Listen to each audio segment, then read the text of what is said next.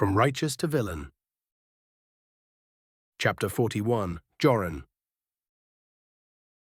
With the sudden development, the next thing I did, right on the following morning, was pushing open the heavy oak doors of the Adventurers' Guild, entering it right at the moment the rising sun peaked above the horizon on the outside. It wasn't even ready to peek through the building's high windows, and the inside was relatively quiet, only a few groups lingering there, which would soon fade away and give way to the usual cacophony of the morning rush. While walking in, I gave a greeting nod to the clerks inside, putting up the newest bounties and missions on the massive notice board, taking down the oldest ones or those that were either completed or revoked. Luckily, my frequent visits made it so that I could move through the hall with confidence and practice ease, without anyone really stopping me as I headed towards the receptionist's tables. My aim this time was simple and straightforward. I was here to visit the same man who first welcomed Lyra and me into Velgrada. I could tell he liked us, and because I was helping out in the background almost daily, he had already tried to rope me into the guild. I mean, I was part of it, but he was suggesting I become someone who was more than an adventurer, but be part of the administration. It was somewhat tempting, but it would tie me down more than I liked. That part wasn't good for my future plans. Plus, it suited me best if I was only part-time and could leave whenever I decided I should. As for when they would close the door before me, after realizing I wasn't about to join their number-counting team, working the endless stream of documents and bureaucracy, there was still only a guess, but I knew it would one day happen.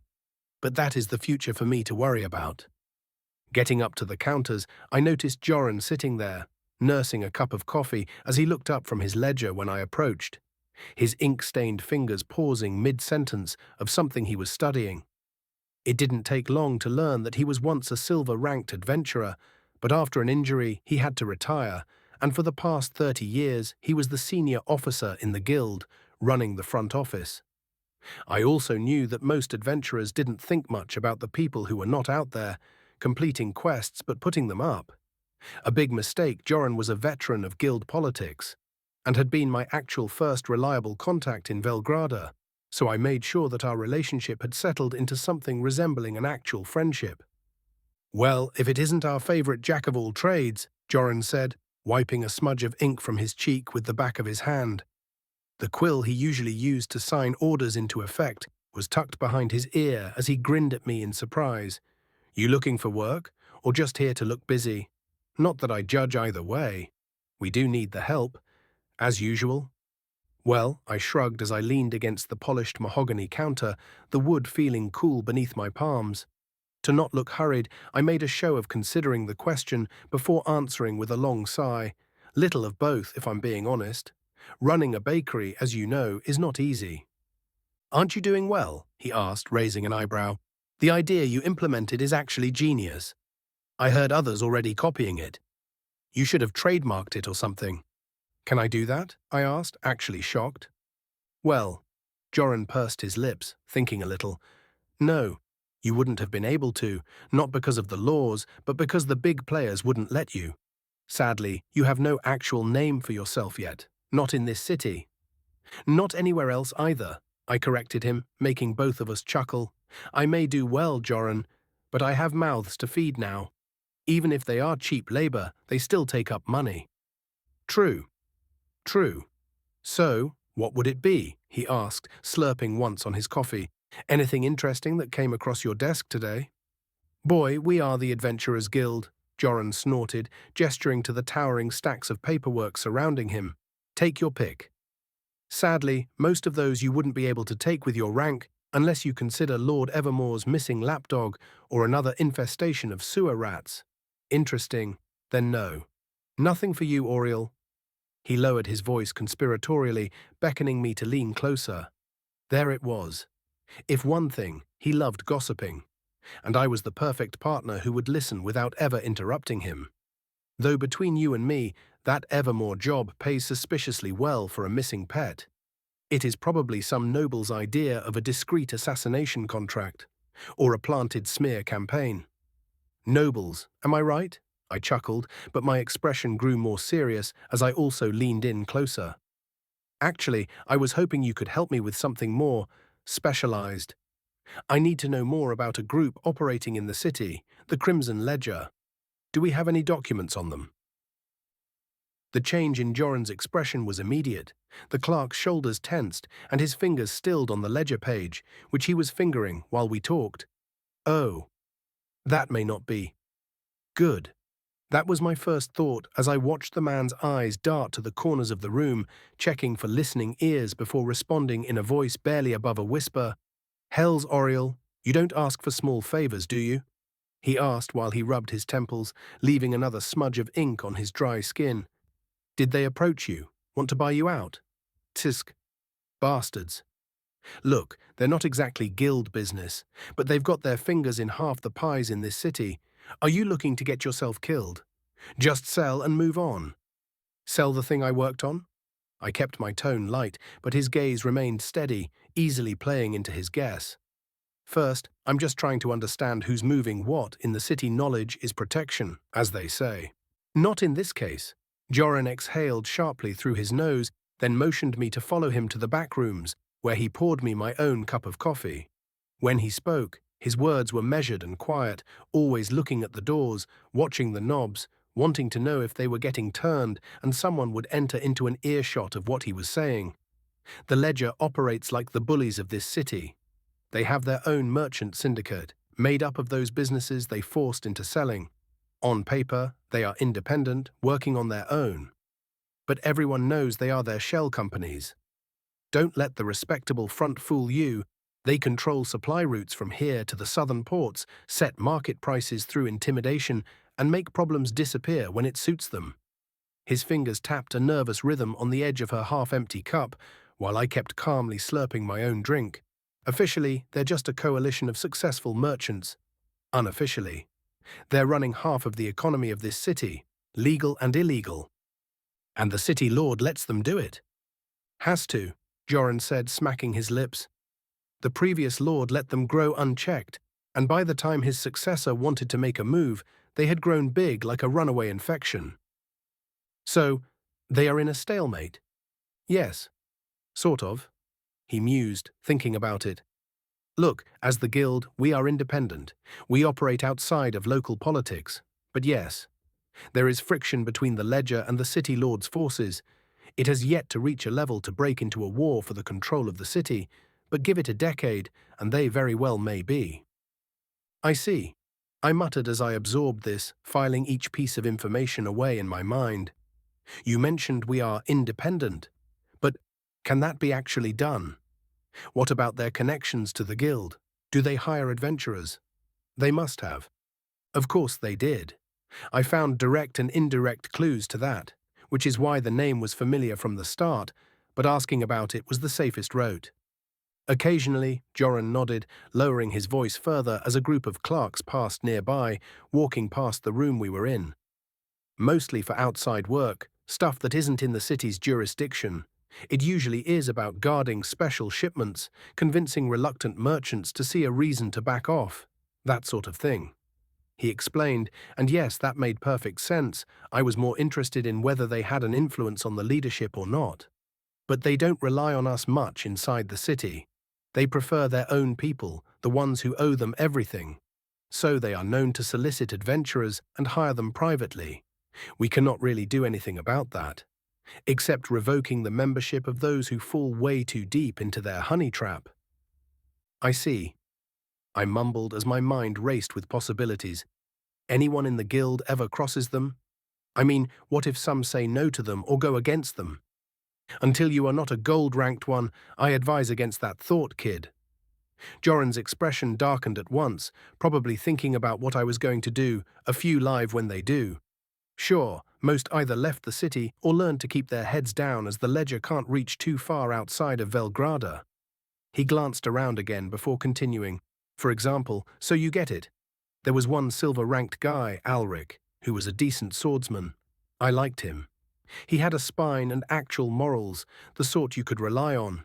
He took a job protecting some spice merchant the ledger wanted gone. The next thing you know, no one would hire him, not for guild work or even private contracts, not for finding a lost shoe. Last I heard, he packed up and headed for another of the free cities.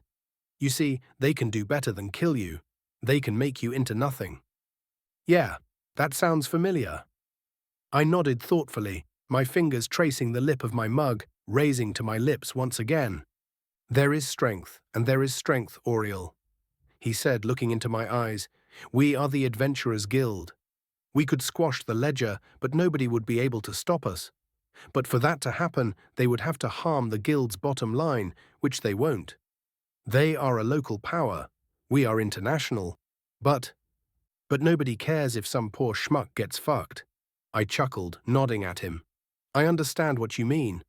I am a nobody compared to someone shiny. We all are, kid. He shrugged with a lopsided smile. I appreciate the information, Joran. You've been a big help. Hey. He grabbed my wrist with surprising strength. Listen to me, boy. This isn't some back-alley rumor to chase for coin. The ledger doesn't play according to guild rules or city laws. They make examples of people who poke their noses where they don't belong. His grip tightened as he continued. You've got potential. Don't waste it on a fight you can't win. Sell. Don't be stubborn. I will think about it. I smiled as I met Joran's worried gaze, and I offered a slight, confident nod. Don't worry. I hope that I am right, that I am not stupid. You aren't, he smiled. You are just young and reckless. I know how it is. In the end, I stayed behind for a few hours more, helping him organize documents and looking up all the members of the syndicate the ledger was running. It wasn't hard to find them after knowing some of their names and personnel. It wasn't surprising that they offered 4 times the number of missions that the ledger offered. Yeah, the big boy didn't hire adventurers. Directly. They did it through their shell companies, probably roping in potential targets to privatize, to recruit into their own private army. Maybe I need someone who is in with them. Perhaps I need someone who is with the city lord. Chapter 42. Visiting Marcus. By breakfast time, the Adventurers Guild was a completely different beast. Its wooden floors groaned under the weight of hundreds of people coming and going, reporting on, taking or finishing quests, getting their rewards, and sometimes steering clear of a noble's emissary here to deliver a new mission. The noise was like the representation of actual chaos, something that I had trouble getting used to at first, but by now I barely noticed it. Especially when I was in the back rooms like now, going over decades' worth of ledgers and receipts that the guild catalogued and kept to make sure they could prove anything, and I mean anything. I had a new understanding of how they worked, realizing that the guild in Corvar was just some hillbilly rendition. I had already found that just in here there were about 20 gold-ranked adventures present, while over there I only noticed 2. Anyway, as usual, I was looking for names. Yes, names. It wasn't hard to put them together and learn that the Crimson Ledger was a graveyard of deals, some honest, most not, filled with bounties for runaway clients. These disappearances were somehow always happening right before a new avenue was gobbled up by them. Although not definitively, not as if it could be proven in writing, the Crimson Ledger's fingerprints were everywhere. I can recognize a pattern, and I know these tricks. I worked enough in corporate filth to have an understanding of how these games were played. Although in my old world there were no more direct killings, indirectly, that was a different deal altogether. Destroying others' businesses and chasing them into suicide was only a step removed from how things played out here. I found clues pointing towards the fact that they hired through intermediaries, merchants belonging to their previously bought competitors, sprinkling in some desperate debtors into the mix. Their practices were unmistakable. I bet that some of the disguised freelance bodyguards they kept hiring, who then conveniently left the city, never to be seen again, were nothing but disposable assassins. Then there were surprisingly high lost shipments of their competitors. It was most likely simple sabotage, which then was written off as bandit raids. It's the same as how I stumbled upon Varen and Sons and their plight. Joran is right, I muttered with a slight smile. It is best to sell. These fuckers can't be brought down or resisted so simply. I think I had enough to have a footing. I will visit Marcus and see what he has to say. After a final glance at the documents, I snapped the folder shut, put it back in its place, and was on my way out of the guild's building. It wasn't hard to get into their base. After arriving and telling them who I was, the guards from the compound's gates led me straight into an office. There was nobody there yet, so I sat down in one of the chairs, resisting the urge to start sifting through the documents on the table. I didn't know if they would notice it, but I wasn't willing to risk it either. No need to burn bridges ahead of time. Taking a deep breath, Marcus Veron's office smelled of cedar with a tinge of spiciness. Looking at his desk, I noticed the maps there, showing their trade routes, sprawled across his desk, pinned beneath an ornate paperweight shaped like a coiled serpent fitting. Lucky for me, I didn't start looking around because Marcus arrived quickly and entered the room in a hurry.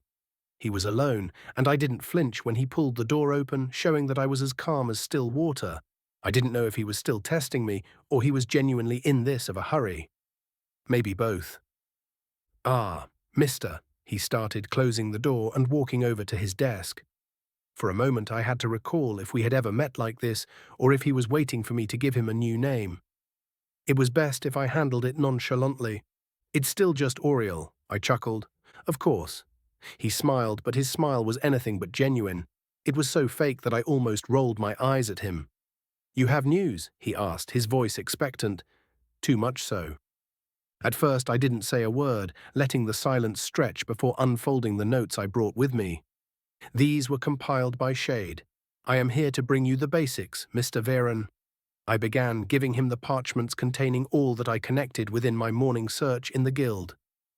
Of course, almost all of them were my own conjectures, with no proof, but he didn't need to know that. They own too many things, Mr. Veron, starting with the docks, the customs officers who they are bankrolling monthly, or, like on the third page, the guards who don't wear their colours, but they do whistle their tune, confiscating visiting rival merchants' goods to then resell them. I had a guess. Marcus exhaled through his nose. "Is this a warning from your boss, Mr. Auriel?" he asked, glancing at me. "Yes and no." I said with a thin smile, "I am not here to intimidate you, Mr. Veron. I am simply bringing my boss's honest opinion and trying to point it out to you. The ledger doesn't threaten. It defiles, it rots. First, your goods vanish." By mentioning it, he already flinched, making the connection he was already thinking about. "The hole I helped him climb out of, then your creditors call in debts." I continued, ignoring his body language. "Then your friends start dying in alleys. You're not just fighting crooks, Mr. Veron. It is more like that, you're fighting gravity." I had a feeling. Marcus's laugh was hollow, and here I thought bribing the right people would be enough. "Not at this level. They have deeper pockets, one which you can't fight against.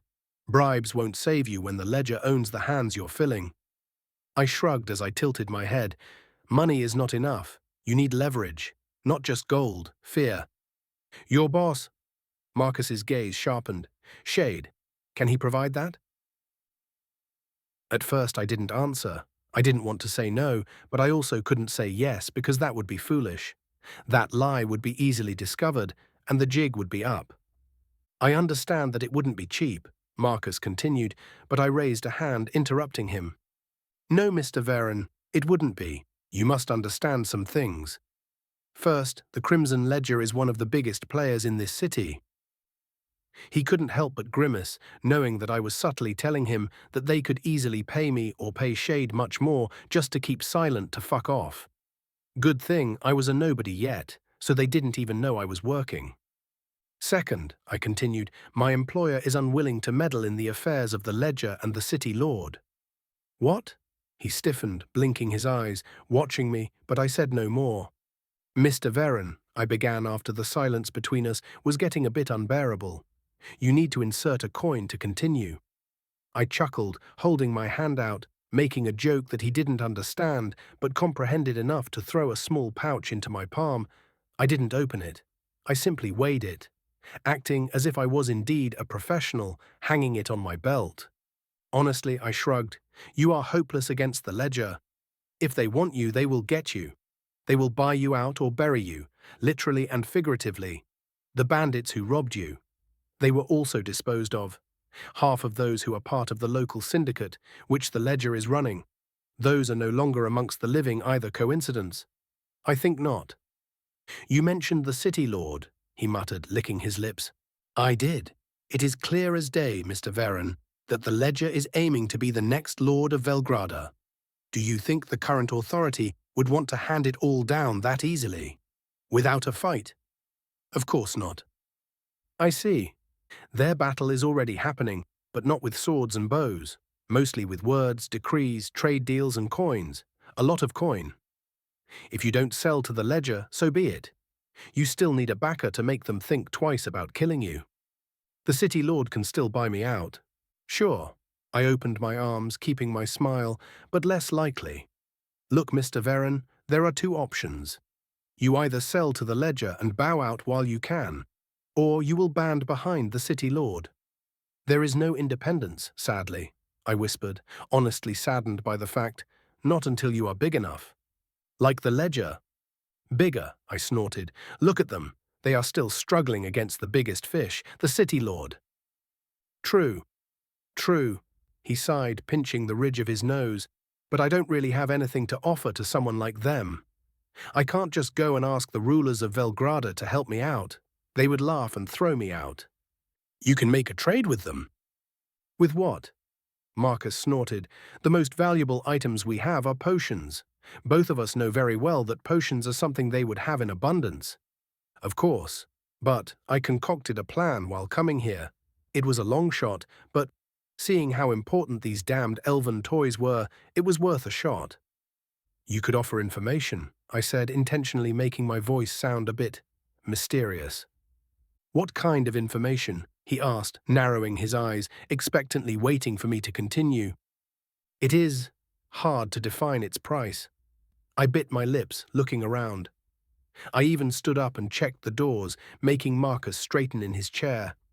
Watching me walk over to his side of the table, leaning against it and crossing my arms, I will tell you the premise. Then you can decide if you want to buy it from Shade. And what would be you offering for it? I'm listening.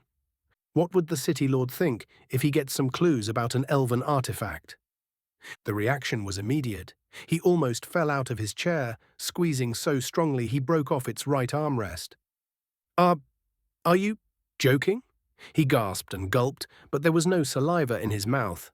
No, I'm not. I shook my head. Shade knows of one. He can give you its description, including its shape, supposed origin and last known location, and the detail of who should have it as we speak, with a character portrait and name. I can't afford that. He gasped again, his breathing close to hyperventilating. Hells, Shade could sell it himself and make himself rich, extra rich. The Adventurer Guild would give him his own city. Shade doesn't trust officials, I answered coldly. He only trusts himself. City lords, adventurers, and any big shot are untrustworthy. Just as much honesty is in them, as much coin is on the table while negotiating. We are dealing in information, Marcus Veren. We don't need to take sides. We must not. On the other hand, you must. Anyway, I pushed myself away from the desk. Think about it. Come and buy one of our breads when you have made your decision, and please remember, we accept more than gold as payment. Chapter 43, Choice. On the same day, when Auriel left the compound of Veren and Sons, Marcus called a meeting late in the night, meeting with the others in complete secret. He didn't know if the ledger or any of their subordinates had paid down any of their own people, but he wouldn't be surprised if it had already happened. So their meeting had to be conducted in complete secrecy. Marcus was seated at the head of the long wooden table in his office. Only a few candles were burning in the middle of it, barely lighting up the room. His fingers were steepled as he took in the expectant gazes of his family, thinking of how to present all he had heard from Auriel only hours prior. His silence, causing the tension in the air to rise, was now thick enough to carve it with a knife. But if he didn't want to talk yet, the others had just to wait. Maybe he was waiting for a signal that it was safe to speak. So his younger brother, Willem, leaned back in his chair, arms crossed over his chest, his scowl deepening the creases on his face, showcasing his impatience. Rellan, Marcus's son, sat straighter, trying to hide his nervousness, but his eyes were shooting back and forth between his father and uncle, unsure if he should speak or not, opening and closing his mouth multiple times. Lastly, Edwin, Willem's adopted son, had brought their latest findings, having it open, quill in hand, waiting to find anything Marcus may need. Anything they managed to uncover since noticing the discrepancy and failing contacts. Ha! Marcus suddenly exhaled slowly, his voice tired and low. His eyes blinked a few times, moving over the others, finally making a decision just to tell it as is. I met with our mysterious informant's main agent again, the one with the name Auriel. The boy and his wife, who are now operating that bakery. Edwin nodded, already flipping pages in his book. They are from up north, but I couldn't really find much on them. No matter where they are from, what is important is that I am now sure that he is in a high standing with this shade. He's acting more than as a mere intermediary for him. He murmured, his gaze turning distant because he was letting someone know about an elven artifact. Shade had to trust this young man. Was it bad news? Rellan asked, gulping, causing Marcus's eyes to refocus. But he neither shook nor nodded his head. I don't know yet. I didn't make the deal, as it is simply something we can't afford. So now he wants to extort us. Willem scoffed, rolling his eyes. Oh, wonderful. Another shadowy figure with promises. Maybe we didn't even realize this was all the enemy's ploy all along. We already know what we need to do. The Crimson Ledger isn't just knocking at our door, they're kicking it in. What happened so far is us hearing them raise their legs. The next step will be their boot coming through our front door. We either sell to them now or wait until they bleed us dry piece by piece. What's this shade supposed to offer that changes that? Selling our lives' worth of work to them? Ha! No, not exactly. Marcus didn't flinch, letting his brother vent out all of his frustrations. They offered a solution. Well, I mean, we had a good talk about it, and they presented leverage. Huh? Rellan's fingers stilled. Leverage? Against the Crimson Ledger? If they have something like that, that alone is suspicious, Willem added quickly. And expensive. Edwin slipped it in, waiting for Marcus to continue. Yes. Marcus agreed, but as I said, we talked. It also helped me see through the mist created by our nervousness after learning what was happening. There is one side that can help us against the Crimson Ledger, he said, his voice firm, looking at them. Against the City Lord's enemies, he added. The City Lord's people. They collectively murmured, looking at each other, unsure how that would go. Or how would they get the attention of someone who, on paper, ruled the city? I do believe in what Shade offered, Marcus continued, placing the document Auriel left behind and slipping it toward them. The ledger isn't just after trade routes and dominance in commerce. They want control, absolute authority. So, Rellan muttered, quickly catching on, the City Lord is their biggest obstacle, and if we play this right, we won't just survive. We'll rise even further. If we survive. Edwin's frown deepened as he glanced at Willem before continuing, his voice measured. You're suggesting we align ourselves with the City Lord instead. That's a different kind of difficulty altogether. The man has everything. If we offer him something and he finds it lacking, we won't just lose our business. We'll lose everything and probably get annihilated by the ledger. They will know we are resisting, and they will be afraid of what we did. So they would want us gone. For real. A risk worth taking, Marcus countered. We are a fish on the chopping block. I didn't sweat blood and tears to build us up from nothing just so some other bastard come in and take it all away. I agree, Willem chortled. Fuck them. You mentioned leverage, Rellan muttered, searching his father's eye. What do they have that would be so expensive? There is no better way to say this. Marcus sighed, closing his eyes for a moment. Shade has information on an elven artifact. What? Willem shouted, standing up, but Marcus said nothing more, forcing his brother to return to his senses and pick up his chair that was now lying on its sides. It took him great effort to sit back down. Not that he could stay seated for long, moving around like a hyperactive child. No way we can afford information on something like that, Rellan agreed, pulling on his hair. But it would exactly be the only thing that would make the City Lord even entertain our plight. Edwin murmured, biting so hard on his quill that he managed to snap it and almost swallow the part landing on his tongue. Even if they sell us the information, it doesn't guarantee anything. Willem let out a sharp laugh. Oh, of course. Some legendary trinket is going to save us, and what's stopping them from just selling that information straight to the highest bidder? Why give it to us? To use it so we can crawl to the city lord when they could take the gold and disappear. If so, they would have sold it already. Relen cut in, arguing against his uncle, because gold alone is not enough. Gold can buy anything in the 7 cities, Willem argued, but Marcus also stood on his son's side. Maybe, Marcus said, but I can see an angle that Shade desires to pursue here. He smiled faintly. If we go to the city lord with something this valuable, we aren't just merchants begging for scraps. We become helpful and ally. And we would owe Shade. Through us, through our debt. He would have an indirect source inside the city lord's circle. As we are welcomed into their fold, we would be introduced to those nobles and other venues that support Velgrada. I can see why he would want that. Sure. Willem leaned forward, his chair creaking under his weight as he pressed down on the table.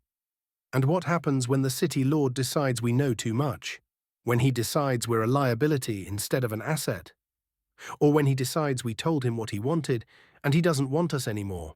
Oh wait, what if he wants us to be silent? To not tell it to anyone else? Then what? We are dead. Dead, dead. It is a risk. Marcus met his brother's glare squarely, so we make sure we are not a group that is worth the headache to discard. If this is all true, Relen mumbled, biting his lower lip, looking up from the document Auriel left behind, then the city lord has no opportunity to discard us.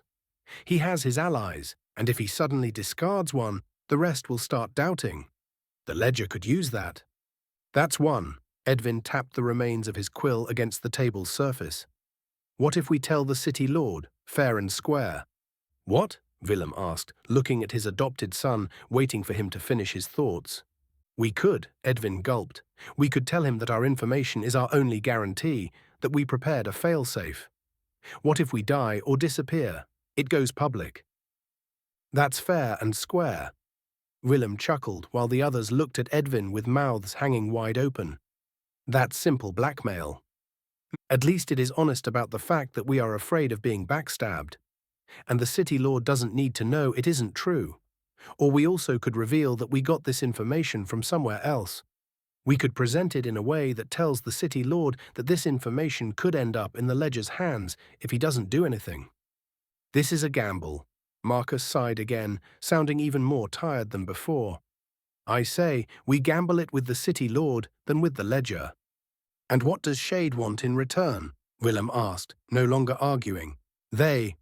Auriel and Shade, didn't mention a concrete price yet, Marcus said, but they take payment in any forms possible. Gold, influence favors, shares. I get the feeling money isn't their only priority.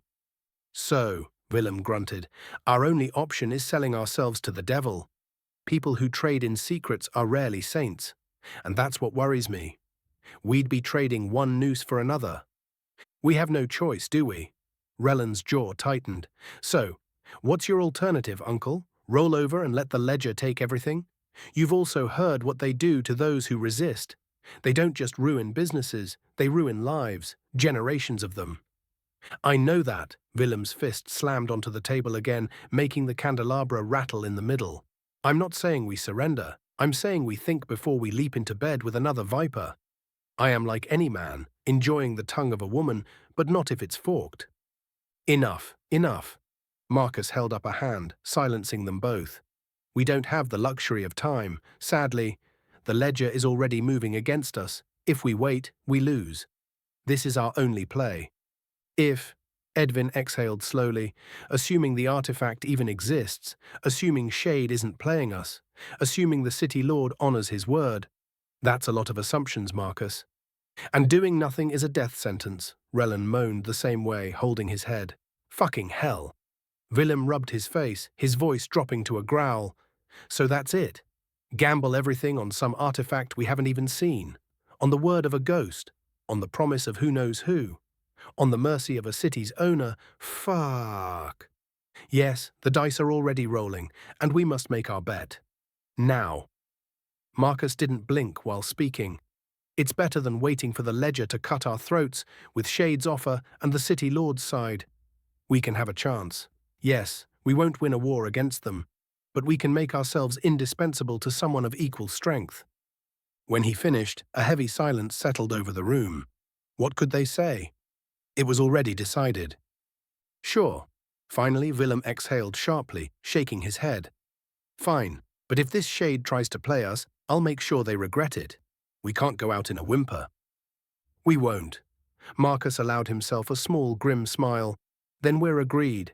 We make the trade, we secure our future, and we ensure Veren and Sons doesn't just survive, we thrive. Chapter 44. The City Lord.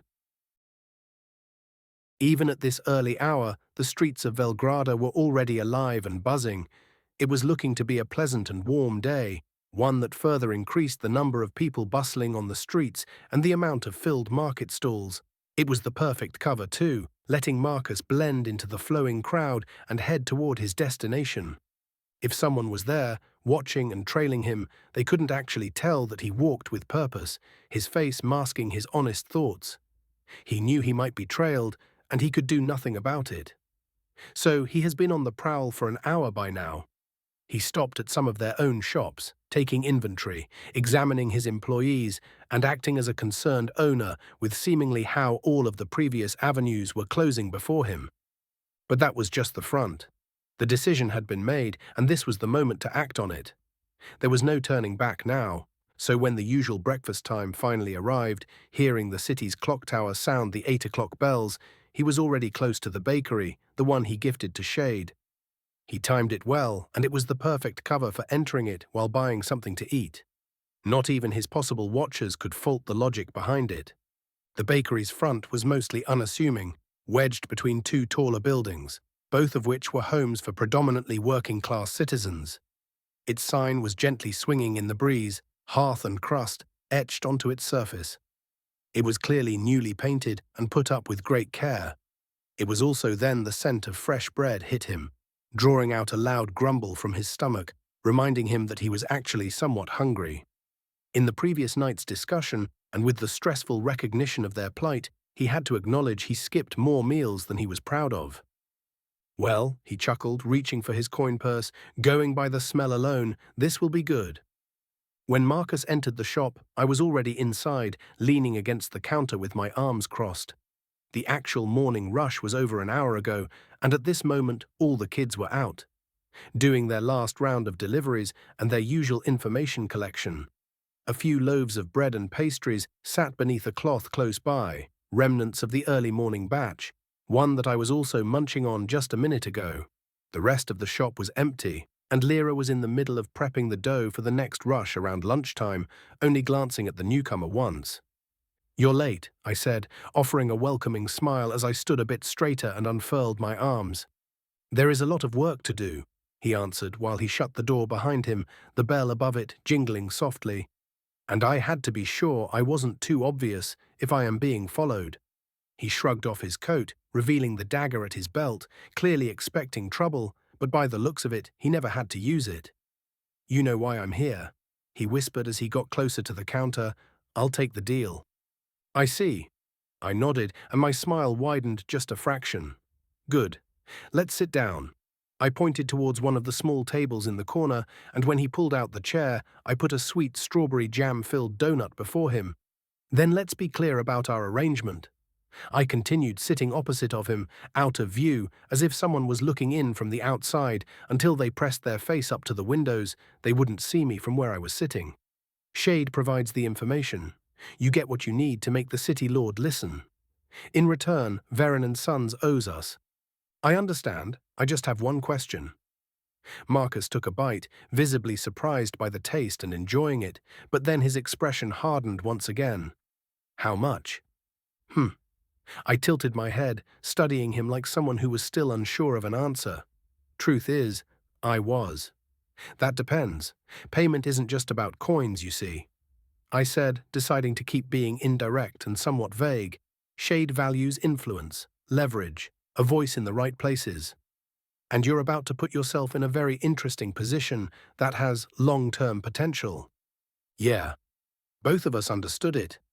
I watched as Marcus's grip tightened on the soft dough, squirting a bit of the jam out. It was simply logical. If my information was indeed this valuable, Veren and Sons would get close to the City Lord. It was an opportunity for me to have a new and really valuable source of information. Knowledge that can be actually worthwhile and sellable for a reasonable amount or for some equally valuable items. "Damn clever way of binding me to your chariot," he muttered.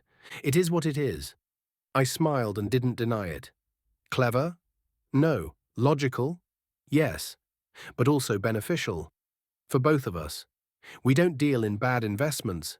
Helping you helps us. Your success is our success. Isn't that why you offered Shade this place? We are simply repaying your hospitality by selling you this information on the cheap. Maybe. Marcus exhaled sharply through his nose. But I could see it in his eyes. He understood. Maybe he even realized that Shade valued connections. It wasn't a bad thought, and I would like it if that part would spread. I want my Shade persona to be looked upon as someone trustworthy and someone who values honesty and loyalty the most. If I want to be a proper information broker, I have to make my clients believe in what I'm selling and not even question my methods or their validity. There was no way out now. He finished the rest of his donut in one swallow, reaching for a second one. "Fine, give me what you have. We will be in your debt until you say so." "Don't worry, we are not like the ledger," I chuckled as I reached into my inner pocket and slid a sealed envelope across the table. "Inside of this is everything you need, where the artifact was last seen, what its descriptions are, and who are the possible parties that know about it." I watched as he slowly fingered it, feeling the thickness of the multiple parchments folded up inside, surprised by the amount of possible information contained within. Present it well, and the City Lord will listen. Present it poorly, and you'll wish the Crimson Ledger had gotten to you first. "Don't worry," Marcus took the envelope, tucking it into his inner coat pocket, wanting to go home and read it all. "I am a good merchant. Presentation is one thing I am confident in." As he stood up, dusting off his fingers and turned to leave, I spoke again, my voice low, warningly so. "Be careful, Marcus. Both of us are stepping into deeper waters than we may realize." "I was aware of it when I took that damned noble's request for potions," Marcus answered, and didn't look back, his back straight. "I always knew how to swim, even if I was almost dragged down to the depths once. I won't just give up. 3 days. It took Marcus that much time to comb through everything in the letter, including the shocking news that implicated 2 gold-ranked adventurers, heads of a branch of the Adventurers Guild. Nonetheless, if all that he had read was indeed facts, that now bandits had it was the best possible outcome because any other lord could send in covert agents to find and get the artifact. This was more than news about an elven artifact. This was something that would spark a war between countries. The fact that Shade even included hand-drawn portraits of people who knew about the artifact and possibly even had it. He couldn't wait. He had to act. Only an hour later, Marcus stood before the iron gates of Coty Lord Edrin Valcroft's estate, the morning mist clinging to the impeccably manicured hedges and marble statues lining the path he was being led through. The air here was different, or at least he felt it like that, as if it was cleaner and colder, as if he was in a different world, sealed off from the bustling cityscape of Velgrada, or it was the sensation of the 2 men escorting him in. When he arrived and stated that he had important news for the City Lord, the guards weren't buying it at first. Standing at the gate, they wore polished breastplates, their expressions unreadable beneath their helms. One stepped forward, his voice clipped, about to shoo him away, probably hearing it multiple times. But he wasn't budging. "My name is Marcus Veron," he said, forcing his voice steady. "I say it once again. I am requesting an audience with the City Lord regarding a matter of significance. If you fail to show me in, it will be your heads that will roll on the floor." It was a bold statement, but he decided to risk it. Even they were surprised by the call-out, and he felt how the guard's eyes flicked over him, lingering on his fine, most expensive coat and well-kept clothes below it. "Follow us.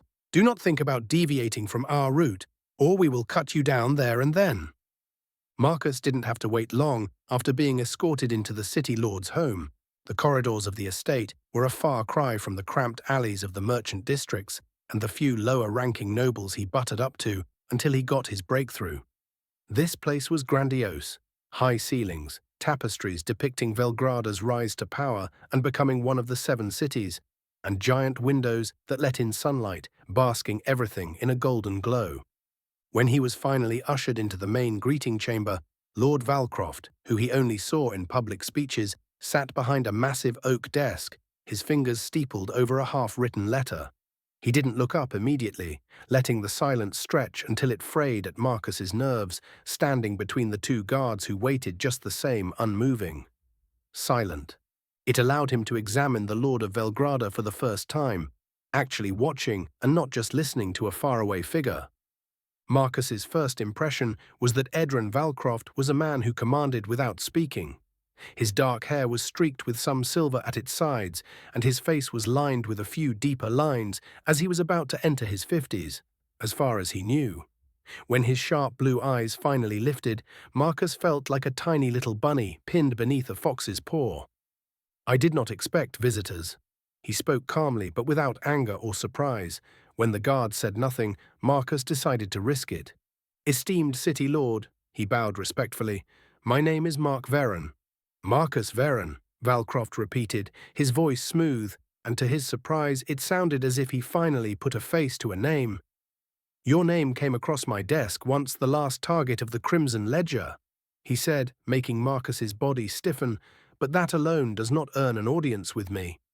He set his quill aside, "To be let inside, to come to me to beg for my assistance. You had to claim to have something of significance. I suggest you make it actually worth my time." He waved a hand, and the guards left, leaving only the two of them there. Yes." Marcus resisted the urge to swallow, his teeth chattering a little. "I bring information. It's a very valuable one. Information that could shift the balance of power in Velgrada or in the Seven Cities." "That is indeed a bold statement." Valcroft's fingers drummed once on the desk in response. "Many men have made such claims. Most were wrong." "I am confident." Marcus reached into his coat and placed the sealed envelope on the desk, stamped with his group's emblem. "It is an elven artifact. It's within reach." "Probably." "Interesting."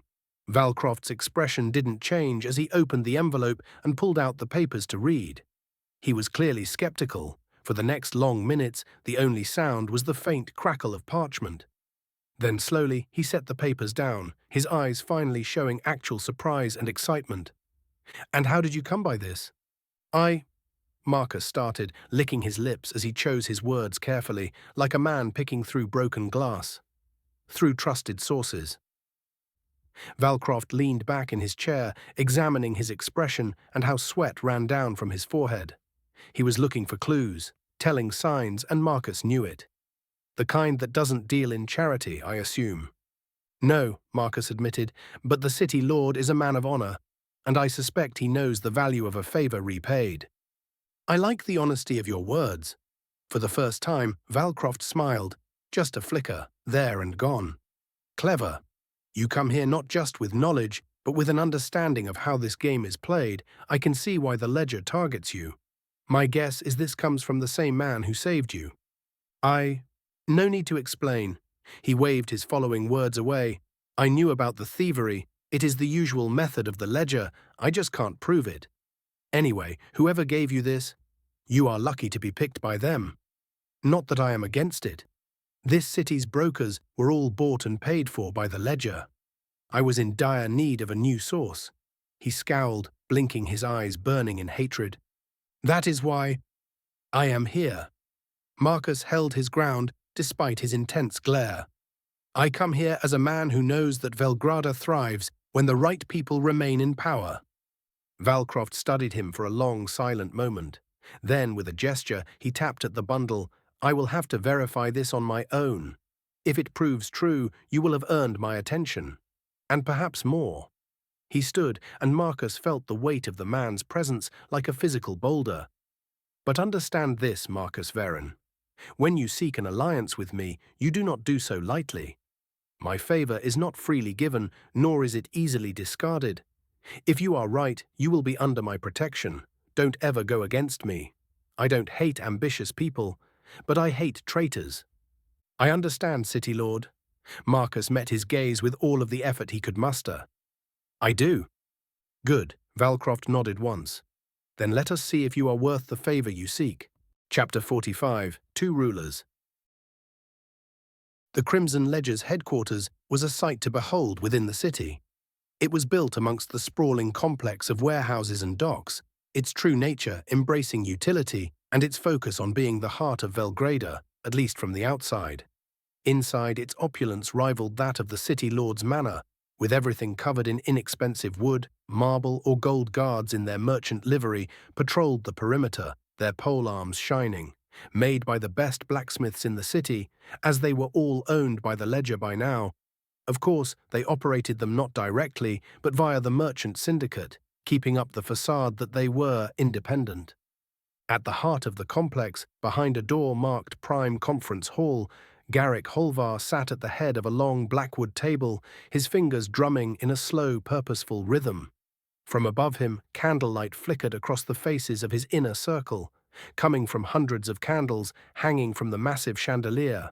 Around the table sat merchant syndicate's bosses, all of his subordinates of those companies that the Ledger had swallowed up. Every man he put in their leading position, everybody who owned their allegiance and life to him. Of course, they were not only company leaders, they were also intelligence handlers, like Ivessa, and enforcers, like Auriel, who had built their miniature kingdoms on his and his Ledger's back. At the moment, sitting to the left of him, Jorven Halst, owner of the majority of the city's gondola business, was speaking, and he was about to finish his report. At the same time, the room held its breath, waiting for the Crimson Ledger's leader to speak, but he let Jorven finish and sit back down before opening his mouth. "So let me get this straight," Garrick said, his voice dangerously soft. "Marcus Veron, the man we've been strangling for months, just waltzed into the city lord's estate more. He was escorted in, then he walked out unharmed, and now we don't know why." Jorven nodded once. "That sums it up, sir." A muscle twitched in Garrick's jaw, a vein thrumming along his neck, bulging out. "Why was he allowed to arrive?" he asked through clenched teeth.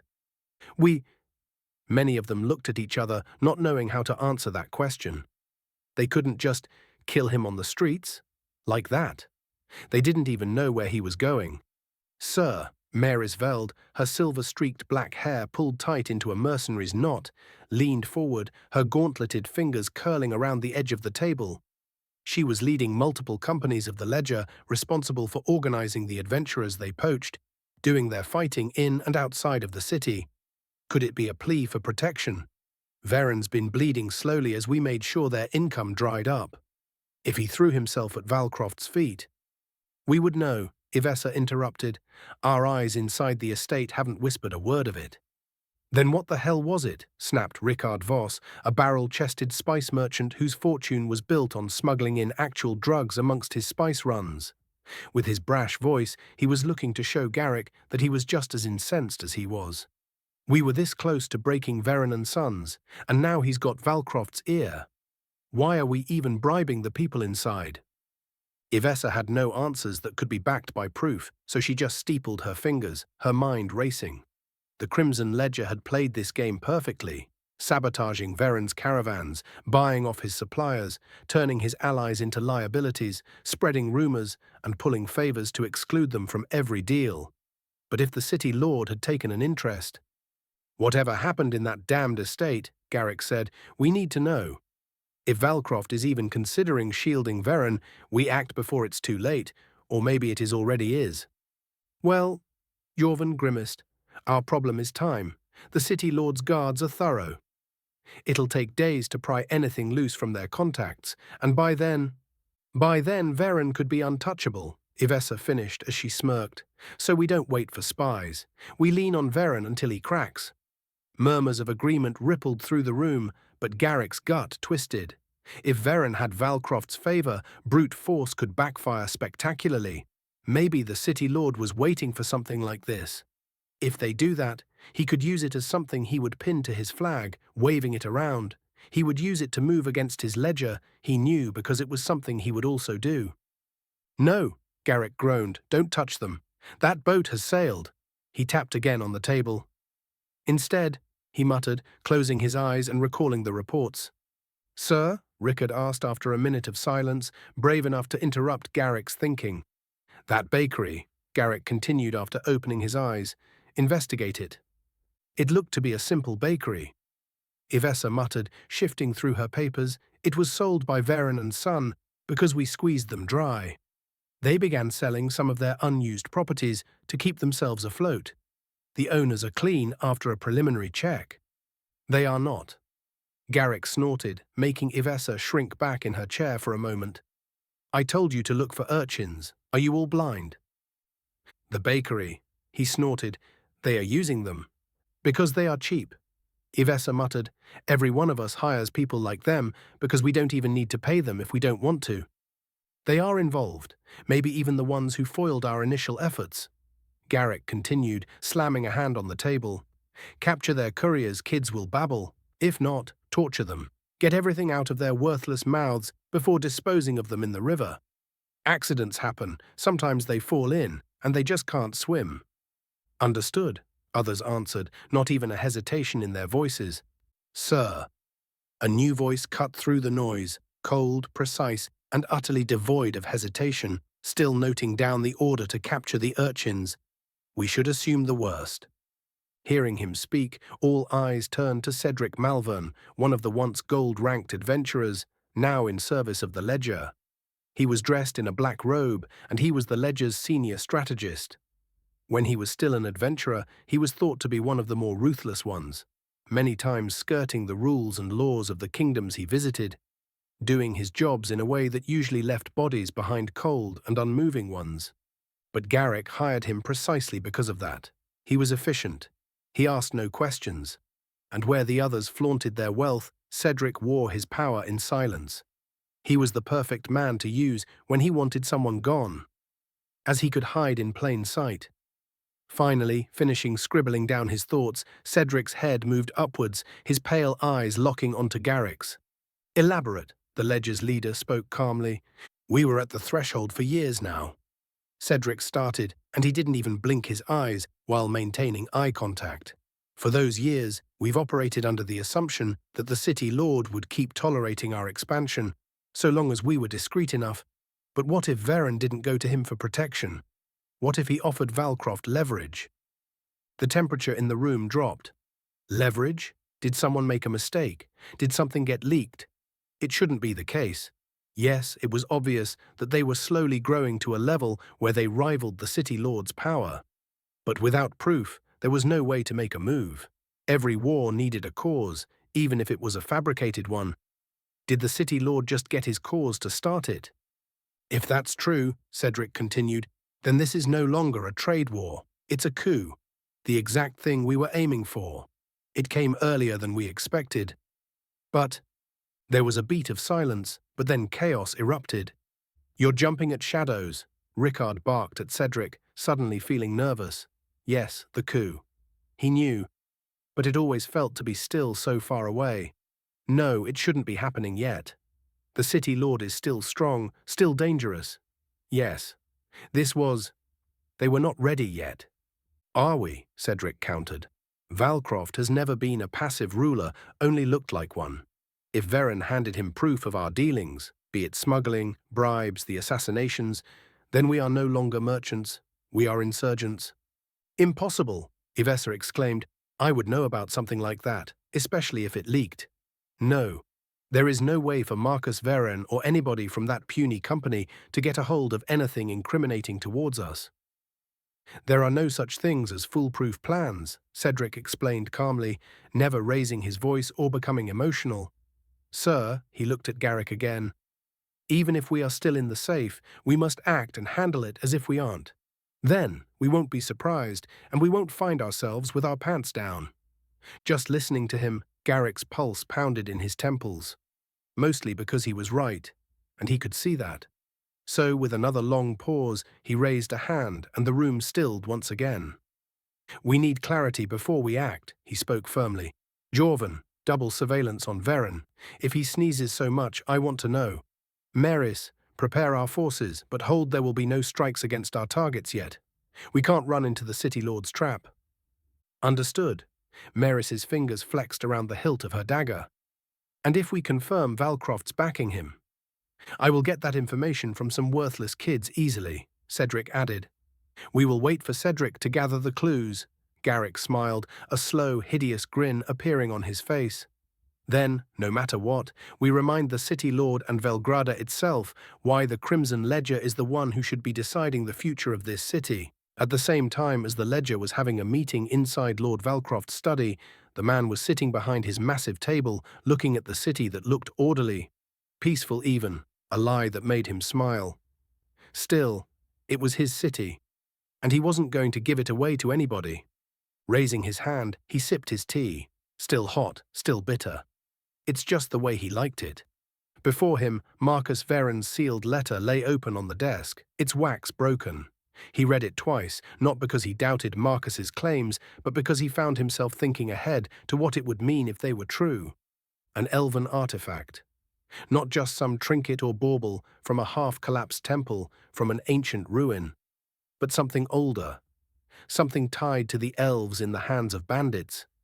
An easy picking, so easy that it was too good to be true, but he had already heard the news that the city of Corvar to the north was in an uproar. Even the Adventurers Guild was sending in someone to control the situation as two of the local branch's leaders disappeared. It all corroborated Marcus's information. Valcroft turned his gaze back to the letters. He had already dispatched 3 men, veterans all, not adventurers, but elites of Velgrada's army. Their mission wasn't just to verify Veron's find, it was to ensure that, if needed, the artifact would not fall into anyone else's hands while chaos ruled in their northern neighbor's city. And if it turned out that all of this was real, then Velgrada would have a weapon, something that would make them the leader of the Federation. He leaned back in his chair, fingertips steepled together. "They've grown bold," he murmured, his thoughts moving towards the Crimson Ledger. Garrick Holvar and his whispering advisors. Clowns. Dangerous, yes, but nonetheless clowns. No, worse, parasites fattened on decades of complacency, convinced the city needed them, that their wealth bought immunity, that their enforcers, paid adventurers and spineless nobles alike, would keep them safe. They weren't wrong, not until now. With an elven artifact, the news was too big, too important. They had to be dealt with before anything. Veron and Sons, huh? He muttered to himself, attacked by the Ledger once already, quietly, cowardly, using their usual methods. They will move again. And he will let them try again. Let the Ledger reveal their hand in public. Then he'd have cause, proof, and then he would weed them out, all of them. A city could suffer many things, poverty, crime, even war.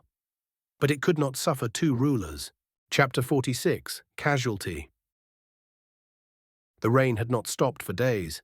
It was late into fall, close to winter, so it wasn't a surprise. Above Velgrada, the clouds were a constant source of cold and steady rainfall, becoming a dark veil hanging over the city like a thick blanket. The streets were less cramped, and they shimmered black under the downpour, the gutters and canals swollen, significantly impacting how the city worked, causing people only to go out if they really had to. In the eastern quarter, past the smoke-belching furnaces of the nearby blacksmiths, an old tannery sat quietly, looking abandoned. Its windows were boarded, and its doors were visibly reinforced, not to keep thieves out, halting them from ransacking an unused shop. If any of them were stupid enough to try, they would live long enough to leave the inside of the shop. It wasn't there to keep others out, but to keep them in. It may have been once used for leatherwork, but its current owner, Cedric Malvern, repurposed it. For the past 3 years, it had been his own personal prison, his playground, where those who were insignificant, someone who wouldn't be looked for, was dragged away and interrogated, or where the Ledger's enemies went to be disposed of or made sure their minds were changed. For the better. Right then, he stood alone in the central room, the faint stink of old blood and chemicals coming from beneath his boots. As for how fresh it was hard to tell, but the smell was something that became permanent inside of the shop. Rain pattered on the roof, just like Cedric's restless fingers did on his table, humming along while making his preparations. A single lantern swung from a hook next to it, and its light caught the glint of the metallic tools he was washing off with pure alcohol. They were a set of instruments that he valued greatly, shown how he laid them out on a clean cloth, arranged with the care of a collector. "Everything is prepared," he chuckled happily yet grimly. It's time to bring in the little one and start asking some important questions. Mira had been taken quietly and without witnesses earlier that day. Unbeknownst to her, Puck had been the original target. But because he had fallen sick in the rain, he was kept back home, lying in bed with a fever young, eager to prove herself, always on time, always helpful and enjoying her new life. She threw herself forward, telling Auriel he would take Puck's place and do the morning orders despite the rain. She had already finished, ready to head home when she had gone missing. By the time Auriel and Lyra realized something was off, she had vanished without a scream, without so much as a scuff mark on the wet stones, no matter how many times they retraced her steps. The city and the damned rain swept her away. Cedric did not enjoy this work. At least, that was what he always told others with a calm voice, hands dripping with blood. Yet his eyes said otherwise. Even if he touted enjoyment as a luxury, a weakness, everyone experienced enough looking at him was enough to know he was simply lying. Yes, his precision and non-existent morality mattered to the Crimson Ledger. As for what he believed or lied about, believing was of no concern. What Garrick liked about him was that he produced results. But something strange happened this time around. The girl. This Mira had been silent for hours. He expected her to break, as all kids should, just by the fact that his men grabbed her, hauling her tiny body to a cell underground. Yet nothing. Well, he had to give her some points for that, as many adults failed to keep such composure, breaking before he had a chance to play with them. So he brought her into the playing room. At first, he allowed her to discover the purpose of this place, waiting in the shadows like a monster. Then, realizing how her breathing calmed down, he decided that alone was not enough. Brave, but stupid, Cedric said as he stepped into the lantern light and looked at the girl, who was probably no more than 10. She looked like a doll left out in the rain, soaked and pale, her hands still bound neatly with the rope his men used. It was also the first time he gave her the chance to see his face, keeping it straight, his eyes cold, using it to his best abilities to scare her. Yet, just as before, she had not cried. Not once, not then, not now. She had only watched him, eyes dark and defiant, her breath already steady again, despite the tremor in her fingers. Incredible, he thought, so he crouched to meet her eyes. You understand why you're here, don't you? No answer, not even a blink. I don't want to hurt you, he lied. The words came out naturally, his voice became even a bit more friendly than before. It was essential to give the prey hope. If it is taken away from them too soon, they may break and give up before giving up the information they want. I want to know, who are you working for, really? Not the bakery, but the one for whom you collect information. He paused, watching, but the girl's face didn't even flinch. Still nothing. But that was more than nothing, a fact that the girl didn't realize. If she were scared, and if she would start to ramble, he would even begin to believe she was honest, that she was just working for a bakery. But the fact she acted like this, it was already enough evidence she was not just a little courier of bread. She was simply making it more painful for herself. You are only ruining your chances, girl, he said as he rose, brushing his coat with a sad sigh. Then, a slap. Mira's lip was split in an instant, and her eyes were swelling from where his hand landed. Yet, there was only a painful yelp, her squinting, but she remained silent after. Do you know how many people in this city speak under pressure? Cedric murmured to no one, walking towards his tools and examining them in a way that she would clearly see, almost all of them. But sometimes, he continued, his voice soft, you find one of the others. One who doesn't break. One who believes something more than they fear death. I don't like those people. They are stupid. Why not just tell it and be free? You get to walk, and others get what they must get. Easy, no? Not that they are anything more than your owners. Be honest to yourself first. He looked at Mira again. What do you believe in, girl? For a brief pause, Mira shuddered, trying to move, to wipe the blood from her lips. But she couldn't do it. Then, she looked up at him, and for the first time she spoke. Her voice was hoarse but defiant. Not in you, you sick bastard. Cedric's lips tightened. She may be a little girl, but she did survive until now on the streets of Velgrada. Well, then he had to get serious. Well, He looked at her with an actual genuine smile. Too bad. Maybe by the end, you will. No screams echoed in the room for the upcoming long hours. Mira never gave him that satisfaction, but her breathing grew ragged. Once it even stopped entirely. Cedric thought she was gone, already lost to shock. But then she gasped life back into herself, a terrible sound of defiance pulled from a body at its absolute edge. But it just made Cedric continue trying other methods. A kind voice, promises of safety, whispers of a great future. Then there were lies that she wasn't the first and that the others had already betrayed her, that she had been forgotten and discarded.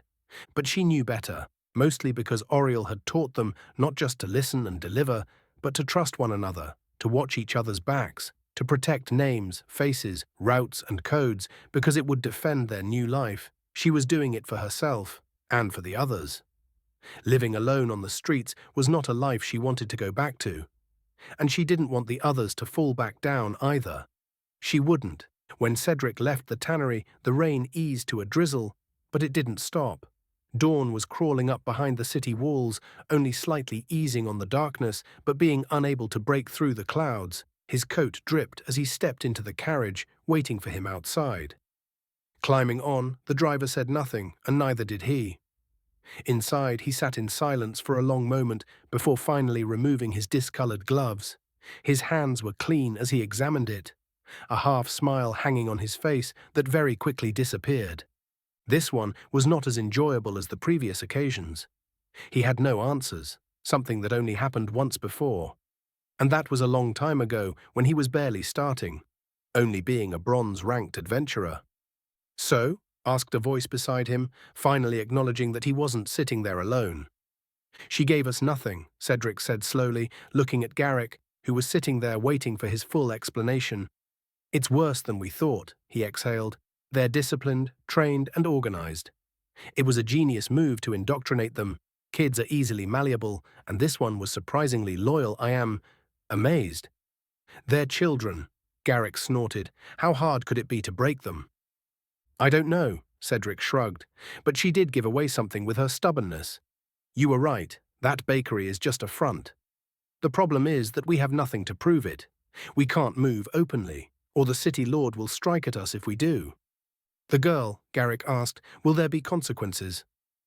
Not really, Cedric replied. She was a nobody. Not even the city lord will move a finger because of an urchin, a life that was already abandoned early. Did you dispose of her body? I don't need traces back to us. At first, Cedric didn't answer. He just looked out the rain-glossed window of the carriage. Mira's silence still echoed louder in his ears now than any confession he had ever heard. She was brave, he said finally. Too brave. It wasn't an answer, but Garrick didn't push it. He knew Cedric. And he had never failed him since poaching him from the Adventurers Guild. Back in the bakery, the atmosphere was grim. It had already been long enough to warrant a search for her. It was Lyra who noticed first. Without hesitation, she informed Auriel, who then called a head count and stopped the others from going on new runs, even if it impacted the bakery's reputation or income. Hearing Mira was gone, the rest were eager to go back out and start looking for her. Even Puck came down, and despite his barely subsiding fever, nobody could stop him from going back out and starting to search. It was he who found her. For some reason, he had a feeling of heading to the part of the city where the now swelling canals would dip a little and head out of the city, carrying anything thrown into them down and away. His hunch paid off as he noticed her body bobbing up and down, heading straight to the dip, to be swept down into a vortex and funneled to the outside. There was no hesitation in Puck's movements. He tied a rope around himself, jumped in before the water would pick up speed, and hauled her unconscious body out. He thought she was dead, but no. Despite how broken her face was, she was still breathing. Faintly. But she was. She still fought, and he wouldn't let her die just like that, hurrying with her in his arms directly back towards the bakery. Chapter 47, Silverhaven. The bakery door slammed open so suddenly and hurriedly that it was lucky that only Lyra and I were inside. It could have made any future customers feel unsafe coming to us, mainly because of the sight of greeting us both. I only got back 10 minutes earlier too, finishing my initial search to find clues about Mira. And when I looked up from the counter, I felt my fingers snapping the pencil I was using to circle spots we had already looked at. Lyra was almost frozen in place, watching the same scene I was. Puck standing in the doorway, panting, soaked from the rain. Then he took a step, or rather stumbled, while he held Mira's body in his arms, exhausted. Blood stained the garbs around Mira's broken-looking body, and the fact that it was visible despite the monsoon-like downpour outside was telling enough. Just from where I stood, I could see that one of her eyes was swollen beyond reason, her lips split and her limbs twisting in a way that was too unnatural. One of her arms hung down from Puck's hold, her fingers curled outward like a broken bird's claw. Her legs weren't in a better shape either, facing in the opposite direction than they should. The only good thing was that she was not conscious to feel it all. Maybe she wasn't even alive. I couldn't really see how she would be in that condition. Then, Puck almost collapsed, finally rousing both Lyra and me out of our shock. I was the first to move, vaulting over the counter, the impact of my knees hitting the floor as I managed to misstep.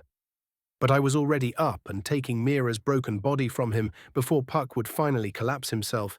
He dropped beside me, gasping for air, his arms weak from bringing her back to us as fast as he could. No, it was more than just that. He was just as drenched, making me realize he literally fished Mira out of the river most likely. Damn it. Just a moment later, Lyra was also there, her arms hovering over Puck's body, not sure where to touch, afraid that he was also hurt or not. "Get Puck dry up before he gets sick," I said, my voice cracking. Hey, look at me. Stay with me." "I'm fine." Puck coughed a wet, awful sound.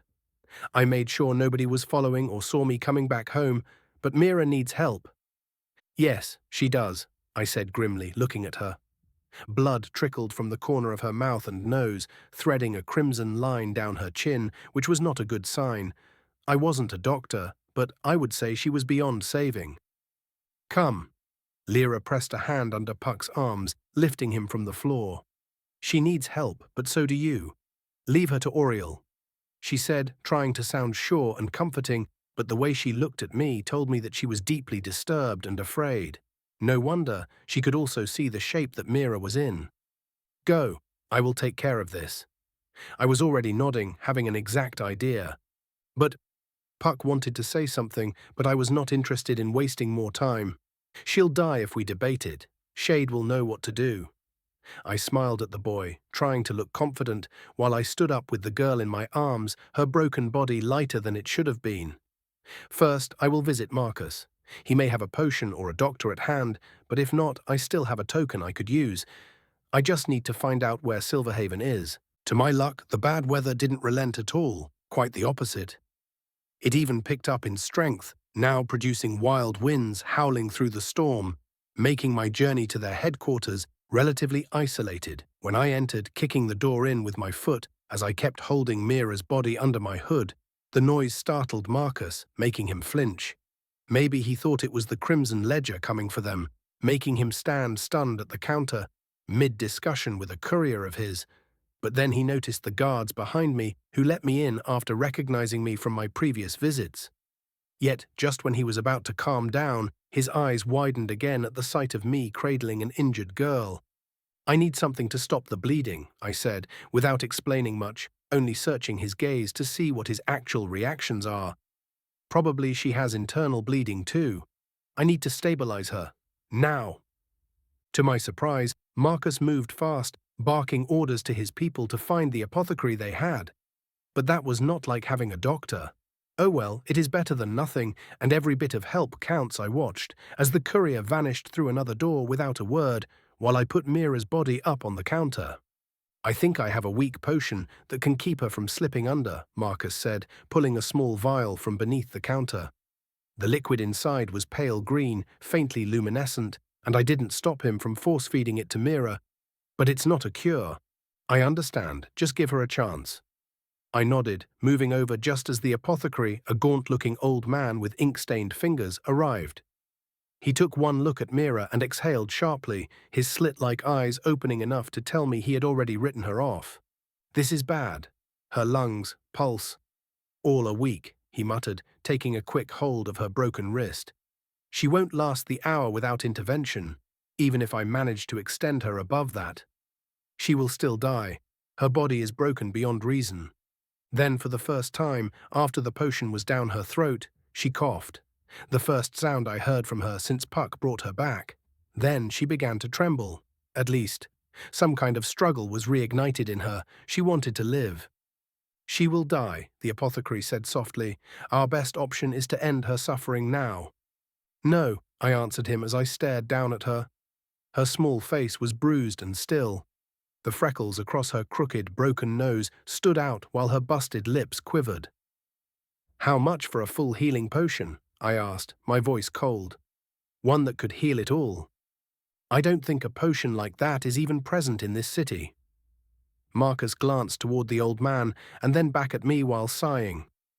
Those kinds of brews aren't meant for street kids either way, nor is it for simple nobles, Auriel. It is for people who are legendary.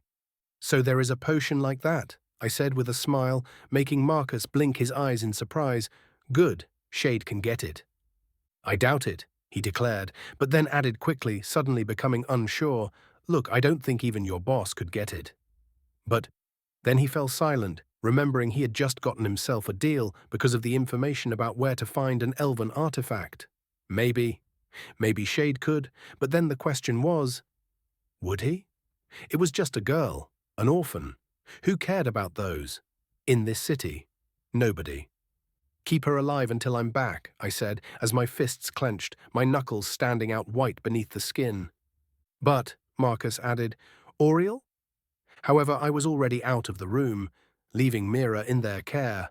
My legs moved quickly through the rain as I headed toward the Adventurers Guild. Silverhaven. If I wanted to find where it was and find it fast, it was the place to go to look for answers. I crossed the threshold of the Adventurers Guild without bothering to shake off the water, heading towards the counters.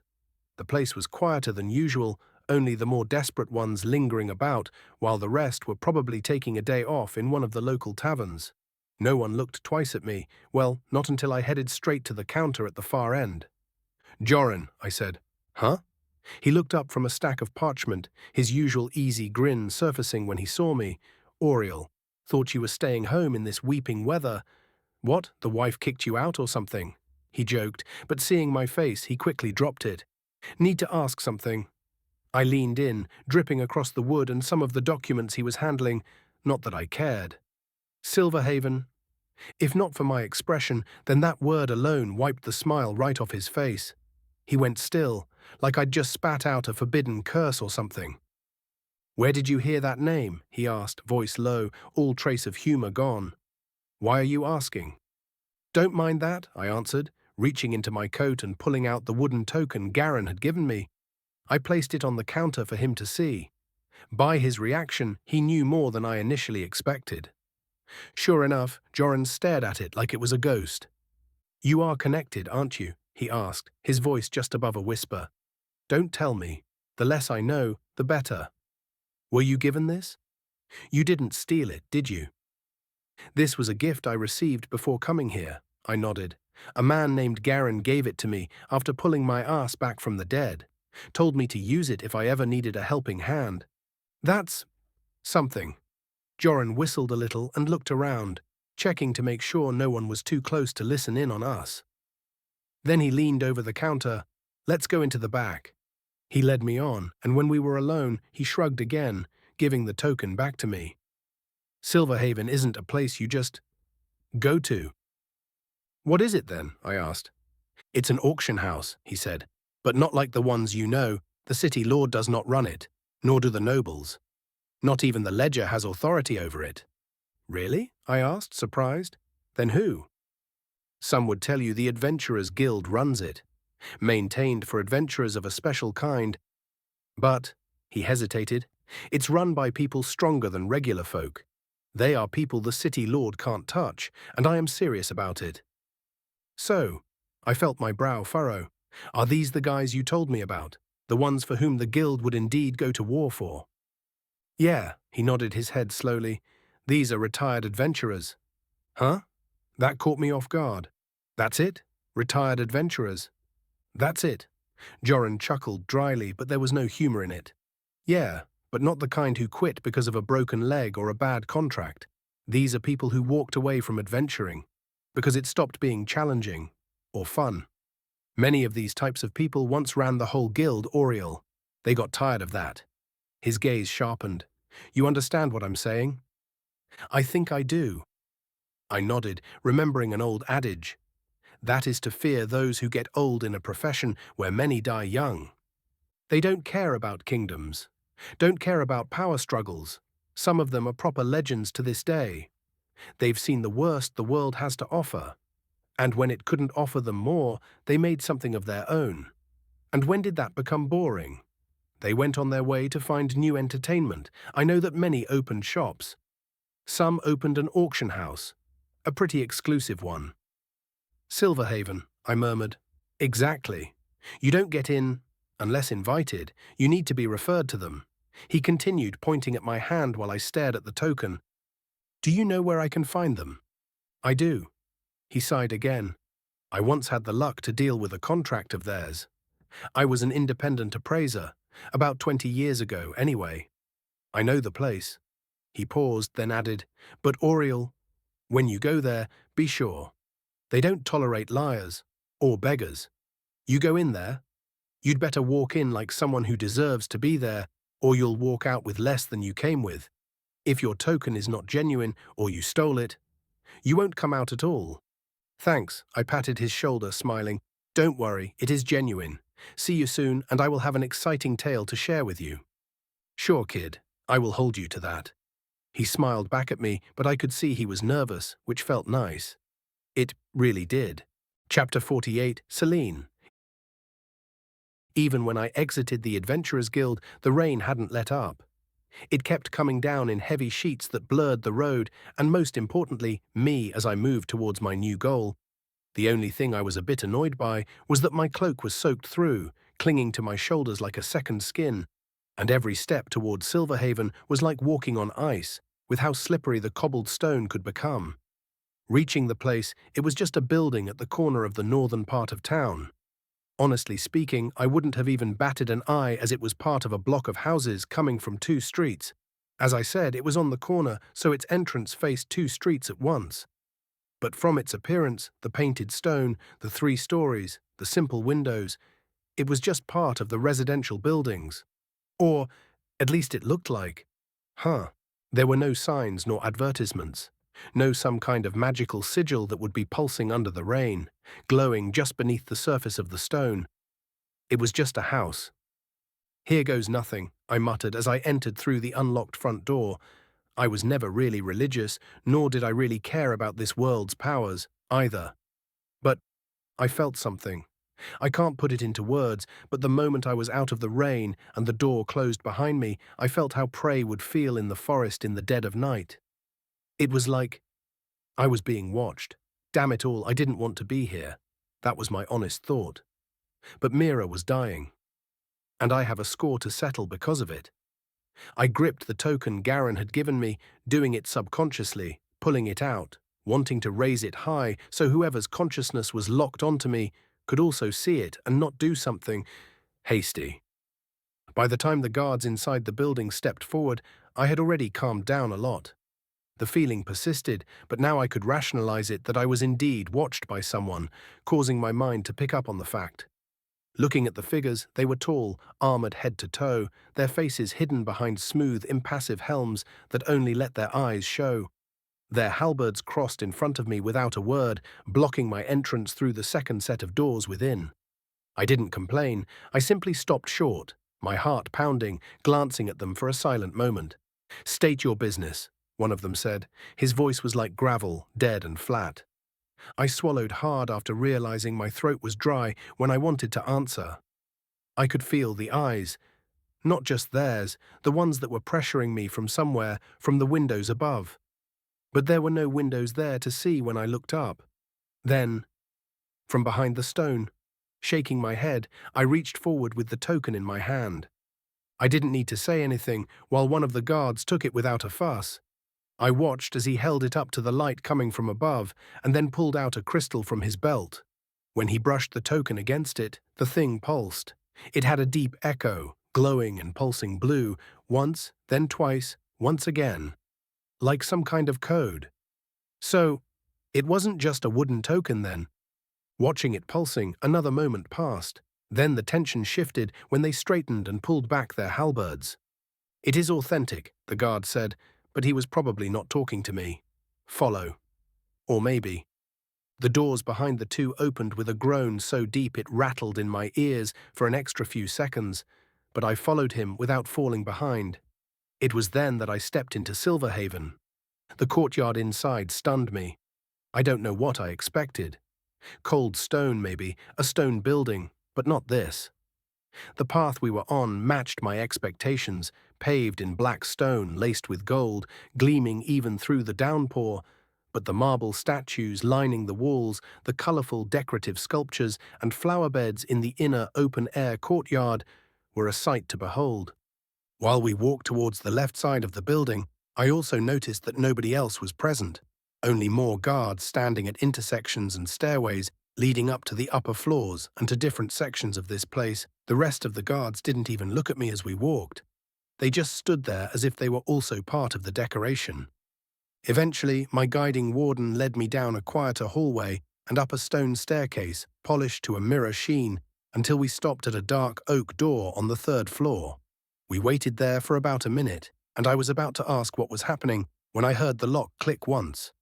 He opened it immediately without saying anything, ushering me in with a simple glance. Taking a deep breath, I stepped through, feeling the door slam shut behind me. The warmth hit me first, somewhat drying me up. It was then I realized I had probably left a long stretch of water trail behind me. Was it why I was being made to stay still outside the door a little? Maybe. Looking around, there was a fire burning low in a white stone hearth, and the air smelled of something rich and spiced. Tea, maybe, but not like anything I'd ever drunk, that is for sure. The room itself was beautiful. Ornate carpets all around, with tall windows framed by gold thread curtains. Opposite where I stood, 2 high-backed chairs were facing a small table. And a girl. No? A woman? I couldn't tell her age, mostly because she was not a human. She was a beast folk. Not like the ones I fought before, probably a more mixed-race one, as she had more human characteristics than animal-like. But there they were. Cat ears twitched atop her ash-blonde hair, and her green eyes sparkled with curiosity. She smiled gently, seeing me check her out, cradling a tray with a teapot and delicate little cakes. "Welcome, our honored guest," she said, bowing slightly. "Please come closer and warm yourself." I stood there like a soaked idiot for a full 3 seconds before nodding my head. To my surprise, she took my cloak with a practiced ease and set it on a drying rack by the fire. I tried to say something, but I failed. Was she someone in power? Or was she a maid sent to help me wait for the actual powerhouse of this place? Damn it! Before I could think or ask, I was already sitting. She took the lead so easily that I lost my chance to have it at all. I could only watch as she poured me tea. The cup was fine porcelain, thin as air, and the aroma made my body begin to feel warm and relaxed. Well, if it is drugged, I am already in the middle of it all, so fuck it. I sipped carefully. It burned a little, spiced, strongly. It was not alcoholic, but it was close enough. "Lady Celine will see you shortly," she said, bowing again, so she was indeed a maid. I see. Maybe it was a good thing I remained silent. Keeping it up, I nodded and just sat there, trying to steady my breathing, fingers curled around the cup, and organizing my mind about what to do when I finally had to talk. Meanwhile, I also noted that Mira's eyes wouldn't leave my head. Maybe she was reading me. In a way, no human could. Most likely. I know that dogs could hear your heartbeat, and maybe beast folks have something similar. It could easily help them determine more than a regular human could. Then she smiled. Huh. Maybe they can read more than just the speed of one's heartbeat. Then, amidst my thinking, the door opened again. This time I knew who it was before she said a word. It had to be Lady Celine. I was sure because she walked in like she owned the place. Well, she probably owned it. She had that kind of presence. At a glance, she was older than the current me, sure, around her 40s maybe, but not diminished by her age. Dark hair, silver at the temples, with eyes like sharpened amethysts. She smiled when our eyes met. It was calm, measured, and somehow it was genuine. Huh. You must be Auriel, she said. Yes. I stood awkwardly to bow. Sort of. Anyway, managed it. I was just surprised she knew me by name. I know the hand that carved this, she said softly, pulling up the token that was probably passed to her by the guard. It told me all that I need to know. She chuckled, and then she met my eyes again. The warmth in them faded just a little, just to be noticeable. Especially in her voice, she became strictly businesslike. You have 10 minutes to convince me why Silverhaven should concern itself with your troubles. So it began. She gestured to the chair across from her, and I sat down, recalling all the negotiations I had done in my old life. I have an employee who is dying as we speak. I didn't bother dressing it up. There was no time for speeches or poetry. I was doing something that you should never do, to tell the other party what you desperately need, because then they can use it against you. But I had a feeling she already knew, and all of this was only to see what kind of man I was. What could they even ask me, anyway? So I was rolling the dice on this. She is one of mine, a runner, just a kid, really. The Crimson Ledger caught her, and someone from them tortured her. They thought she was done for. She wasn't. And I don't want her to fail if she could survive this long. While speaking, Celine sipped her tea like I'd just described a broken fence, remaining impassive about it. And you came here because you have access, knowledge, artifacts, magic, potions. I don't know what, really, but I know you must have something that can save her. I met her eyes while saying it. I'll pay. You speak like you can afford it. She raised an eyebrow in answer. I don't know until I hear it. Any price? She smiled softly. No. She leaned back, her smile widening even further as she continued to study me. Why save her? That caught me. What? Mira. Why her? You run a network, yes? Children come and go. You're not their father. Why spend this visit on them? My jaw locked. So she knew it all, huh? I guessed so. She's 12. So are others. That's not a good enough answer. If it were any of them, I'd be here too. I am their employer. They got tortured in place of me. If they can be saved, I am responsible for it, because I put them in harm's way. No. She leaned forward, studying my eyes. The actual reason is something else. You just don't want to say it yet. There is a potion, she continued, leaning back. Rare. Hard to brew, painful to take, but it would rebuild a broken body. But you're wasting your chance on it. What? I flinched. Asking for that is a waste. She tilted her head. You've brought a token, one boon from Silverhaven, one gift. You could ask for power, wealth, revenge. And you ask, this? No, that doesn't add up. Your token is something others would kill for, because if you asked for the city, that would also not be out of the question. You are lying. It was my time to throw it back into her face, making her raise her brows, and the smile returned to her face. I know this look.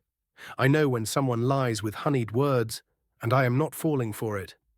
You wouldn't go that far, as it wouldn't bring you anything. That token is for a favor. I am not stupid. If the favor I would ask for outweighs the effort and profit you need to sacrifice for it, you would refuse. Straight up. Ha ha ha ha. True, she giggled, her eyes twinkling a little, but I do think your request is a waste. Not really, I argued again. They think she is dead. She isn't. If she can be saved, she may reveal information that would come in handy in the future. Ah yes, information. True, in your chosen field, it is important, but then give me the complete recipe along with the potion. I cut in before she could finish it. Too much? I asked, and this time I smiled, seeing her reaction. You think you could learn how to brew potions? No, I shrugged, but I have someone in mind who could. I don't have much time. I urged her, remembering how Mira had looked when I left. Interesting, Lady Selene muttered, tapping on the table. What about revenge? I will take it myself, I said with confidence. The Crimson Ledger will have what is coming to them, but it will be achieved by me. I can't learn to run before I can walk. Mm-hmm. She nodded again, slowly standing up. I do accept your request, Auriel. Come. Let me lead you out and give you what you asked for. Chapter 49, Recovery. It was a potion unlike any I had seen before. It's not that I was an expert on them, but I could tell that this one was different. It wasn't a lot, just a small vial akin to the ones you usually had to break open and dump their contents in one go. It shimmered with a special molten silver glow, as if it were starlight liquefied and bottled. Beside it, a thick leather-bound book waited for me to take. Looking closer, I noticed that its title was embossed in gold and written in the local language, yet it felt a bit old. It was as if it used a dialect that was no longer in use. Celine hadn't said anything while I examined the items, and she hadn't even spoken a word when she handed them over. She only gave me a long look, equal parts warning and curiosity, making me gulp. "Read it very carefully," she said finally, "and don't you ever sell it or give it away. I would know, and I would take it back, along with interest." "I may sell information," I countered, touching the book and looking into her eyes. "But not everything is up for sale. If I don't have leverage for myself, I won't go far." "Mm-hmm." She blinked her eyes slowly, leading me out of the building, visibly ending our short meeting and discourse. It seemed that during our meeting, the favor I had was used up. In the end, she opened the door, and just like that, I was dismissed. When I stepped back out into the rain, it was no longer as heavy as before. Looking up towards the grey clouds, it had softened to a mist instead, and people were also back on the streets. I could hear the reopening of doors and reappearing figures coming out of their shelters. Mira didn't have time to spare. This reminded me to start walking, hurrying back to Veren and Sons, hoping that I wasn't gone for long enough to be late. Otherwise, I would have used up a lifeline for nothing. Inside the small room where they put her, Mira lay in the middle of it all, not on a bed, but on a table. Her clothes were changed into cleaner sheets as they wiped her body off, and when I uncovered her, I had the first actual close view of how badly her body was broken. It was a miracle that she managed to stay alive until now. I watched as her chest rose in short, uneven bursts, and her right arm remained twisted at a crooked angle. But her legs were worse. Even in my old life, I think the doctors would have suggested amputating them instead of trying to save them. "So, what now?" Marcus asked when I entered, while the others only looked on. I could tell that his brother, Willem, scrutinized me suspiciously, while his son, Relen, was simply curious. But I was kind of sure that none of the three present with me believed in Mira's survival, and I could understand why. Taking a deep breath, I didn't answer him. Instead, I dropped the book onto the table beside Mira and pulled the vial from my coat. "Is that... no, is that Murian leather and text?" Willem asked, his eyes widening a little. "I never heard that name, but I will have to ask it subtly and not tell them I have no idea what they are talking about."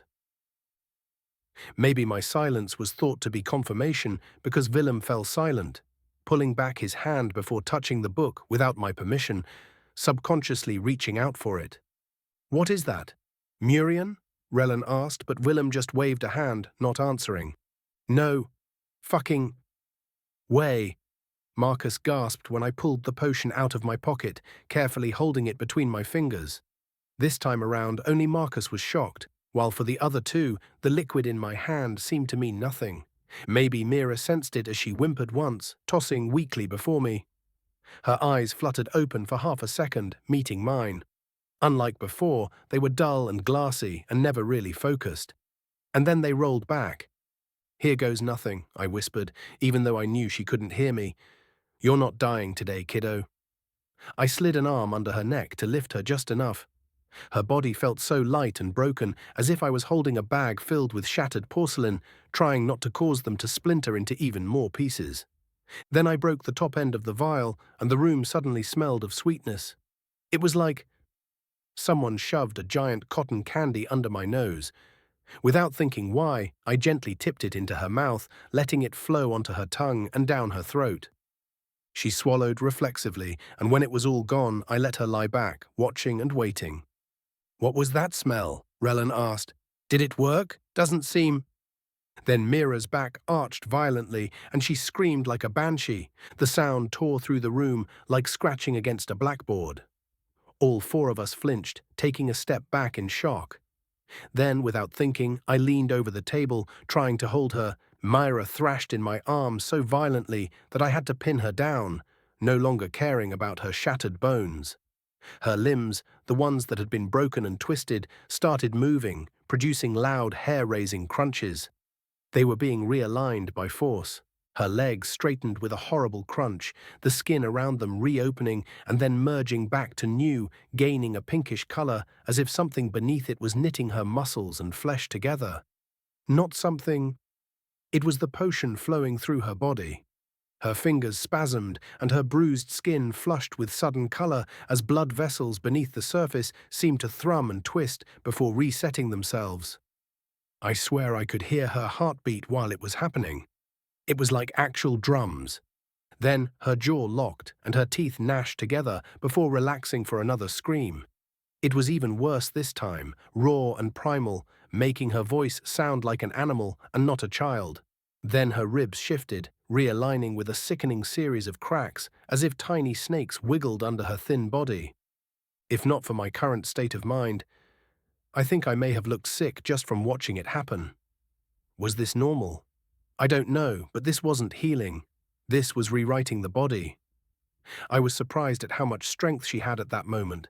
I had to use both hands to keep her pushed down while sweat poured down Mira's face as her body jerked, seized, and then finally fell limp once again. Seeing her unmoving once more, I leaned closer, putting my ears against her nose and watching her chest. It was moving, and she was breathing. It wasn't haphazard or irregular anymore.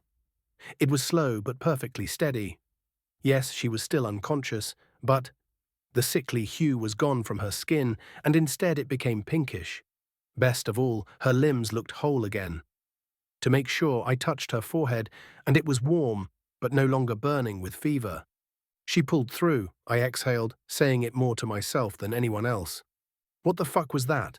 Willem asked suddenly, gasping, coming out of his shock, unbelieving of what he had seen. I didn't answer, because I had no idea. Instead, I just pulled the blanket up over Mira's now straightened frame and sat down on one of the chairs, letting out another long breath. Glancing at Marcus, he was shocked not by what he saw, but by what he knew he saw. Now, how do I extract all the information out of him without showing the man that I was also in the dark? Lord Valcroft of Corvar was not easily disturbed, not by political maneuvering, but by the subtle minor riots that the Crimson Ledger has been paying for here and there. Not even by the steady encroachment of their businesses on his personal interests. Yes, their mercantile claws had dug deeper into his city each year, but he was confident that if they tried to overstep their boundaries, he could stop them. For now, they still had a use, but their importance was waning, and waning fast. He was aware of the risks, but he believed that he played the game well, keeping the local nobles fat, keeping the coin flowing, and keeping the streets relatively clean. But the sudden news he received when his spy master slid a slim envelope across his desk, opening and reading its contents, Valcroft's chest tightened and his back straightened. "Silverhaven?" he asked. Yes, the pale man with blue eyes inclined his head, most of his features hidden behind wet, still dripping cloaks. An individual entered and exited this morning. He was young, around his mid-20s. I looked up the registries, and from what I gathered, his name is Auriel. Never heard of him. Valcroft steepled his fingers. Auriel, not a noble, not a guild leader, not one of ours. So, who is he? Why haven't I heard his name if he has a link to that place? We don't know, my lord. It seemed that he was just a lower-level figure arriving in our city weeks ago. He did nothing major for us to take notice of. For now, he muttered, trying to find excuses. What we know is that he is associated with a bakery in the southern district, also recently seen in the company of Marcus Veron, and the bakery was previously part of the Veron's property. Now that got his attention. He sat back, eyes narrowing, already connecting it to the news of the elven artifact. Marcus Veron had been a valuable asset of late, and now someone tied to him had walked into Silverhaven. Coincidences? No, not really. Not ever. It was evident that this new figure had a hand in everything that was happening under his nose. Thinking about his next step, Valcroft tapped the envelope thoughtfully. "You're certain of everything?" "What we could gather, yes." The spymaster nodded. "Witnesses confirm the guards acknowledged the boy's entrance. The man was not detained either, and after a short time he exited carrying what appeared to be a sealed item, looking like a tome. Then he made an exchange inside." Valcroft grunted, squinting, biting his lower lip. That could be good and bad, depending on whose side he is on. While speaking, the room grew colder, or maybe it only felt that way, thanks to his tone. Even as City Lord, Valcroft didn't make demands of Silverhaven. No one did. They were independent and had their own law unto themselves. You can't force them to do anything, but luckily they were sensible enough not to interfere with the city's work, since they had been established for the past few hundred years. In fact, Valcroft had also struck several advantageous agreements with them over the years. Yet his dealings were possible because he was the city lord. Still, if they'd moved in someone's favor, especially someone tied to someone so low-standing as Marcus, that was not something to ignore. Well, he could easily deduce that it wasn't Marcus who had introduced this newcomer, but the fact remained that it seemed accepting Veron and Sons into his fold was a big boon. "Double the watch on Veron and Sons," Valcroft said softly. "Keep eyes on this, Auriel. No interference, not yet, at least. If Silverhaven has made a deal, I want to know why. I want to know who has just moved into my city." "It will be done, my lord." The spymaster bowed and disappeared like a shadow, as if he had never been there in the first place. Grabbing a cigar, Valcroft rose and walked to the tall windows of his study, lighting it up. Watching while blowing smoke through his nose, his city stretched out below him, grey rooftops glistening with rain as the clouds finally parted and gave way to sunlight. Somewhere out there, a new piece had just entered the board, and maybe it was time to finish the game with the Crimson Ledger, even if it was going to be bloody. Chapter 50. Murian. Finally, Mira was breathing normally. I could even hear her do so, thanks to the silence that fell over the room after all was done. But the silence itself was a bit uncomfortable now, because no one present was looking at her anymore. Their eyes were on me, or more precisely, on the book, the empty vial, and the fact that I came back with something so valuable to be used on a simple street kid. Not even my own kid. Well, the important part was over, so I tucked the vial away, not wanting to leave behind anything from Silverhaven. Who knows if the glass turns out to be made from some ancient material or whatever. While doing so, it was Marcus who broke the silence first. "You've got some connections, I'll give you that," he muttered, still staring at the empty spot where the potion had been. That wasn't something you pick up from a street vendor. Who is your boss, really?" I didn't say anything, not that I could just say it was me and that I used a quick cheat. So, to keep the mystery up, I adjusted the book's position on the table and looked down at Mira's now healed form, with what I hoped passed for studied detachment. "You're just going to leave that there?" Willem asked, glancing from the leather tome at me with a bit more provocative tone, but I could feel he was just testing me. He wasn't going to go for it. "Unattended? Try to steal from Silverhaven." I leaned back a bit while saying this, just enough to look casual, even as I kept one boot hooked around the leg of the chair, anchoring myself in case I was reading him wrong, and he would indeed try something. "You both seem tempted," I continued slowly, letting the silence stretch just a heartbeat longer. "Didn't think you'd recognize it." "Huh." Marcus looked at me sharply and then at his brother, signaling him to be more careful with his words. Then, glancing at his son, the one who was just as lost as I, Marcus exhaled and gave a quiet laugh. "Recognize it? Auriel, that book is written in Murian. Anyone worth a damn can recognize the curved letters of that language." I raised one brow, nothing more. "So?" "Wait." Rellan suddenly blinked his eyes. "Wait, you can read Murian?" I didn't answer him, and I just let the question hang. I can't, duh. But it seemed neither could they, or at least it wasn't something common. "I am not surprised that he can—" Marcus, bless him, turned toward his son and brother instead of pressing me, shaking his head. "Murian," he continued, his tone shifting to something more, maybe reverent, or childlike. A mix of the two, really. That language was the tongue of the very first alchemists of humanity. That was long before the kingdoms. Hell. It was before the Adventures Guild formalized anything. It was in the days when we, as humans, were still the youngest species. I only know what every scholar repeats, Willem nodded, looking at the book. The humans learned alchemy from the elves. Some even theorize that they made us help gather ingredients all over the continent. That's why you can find a human anywhere. We learned from watching them make potions, creating extracts, and learning the skill without them actually teaching anything. All of it. And then we freed ourselves. Later on, if it is true, it was the Murian scholars who codified it when we were no longer under their thumbs. Supposedly, they were the ones who started pushing it beyond what the elves used it for. They tried to bottle elven magic. If that's true, Rellan muttered, I still wonder why the elves didn't stop us from doing it. Who said they didn't? Willem scoffed, not missing a beat. That's why Muria doesn't exist anymore. The whole lot, our ancestors, everybody was wiped out. Some say it wasn't the elves who did it, but they had to be afraid that their own secrets would be exposed. I heard that the elves believed that it was their own fault, that they tried to make something they couldn't control hogwash, I say. Otherwise, why would we always be at odds with the pointy-eared bastards? This feud goes back a long time. Regardless, Marcus added, feeling the topic was going way off its course, although I was really enjoying it. Their language survived longer than the people. Of course, it is not a spoken tongue anymore, mind you. Nobody speaks Murian. But their script, their potion craft terminology, it's still used today, and every master alchemist learns it. They don't really have a choice, really. I gave a small nod, trying to look like I was recalling that from memory rather than learning it on the spot. So, it is like this world's Latin, eh? It makes sense. The logic is there, and I could connect the dots. Your potion, Marcus continued slowly, turning back to me, was Murian too.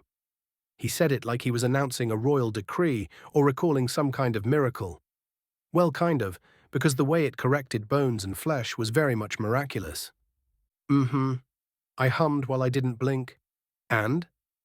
He stepped closer to the table, glancing once at Mira before resting both palms on the surface beside the book, gulping and probably a bit aggravated by my simple answers, as if I didn't understand the importance of what just happened. I've only heard stories, he said, from one of the old trade guilds I was working at while training in the art years back.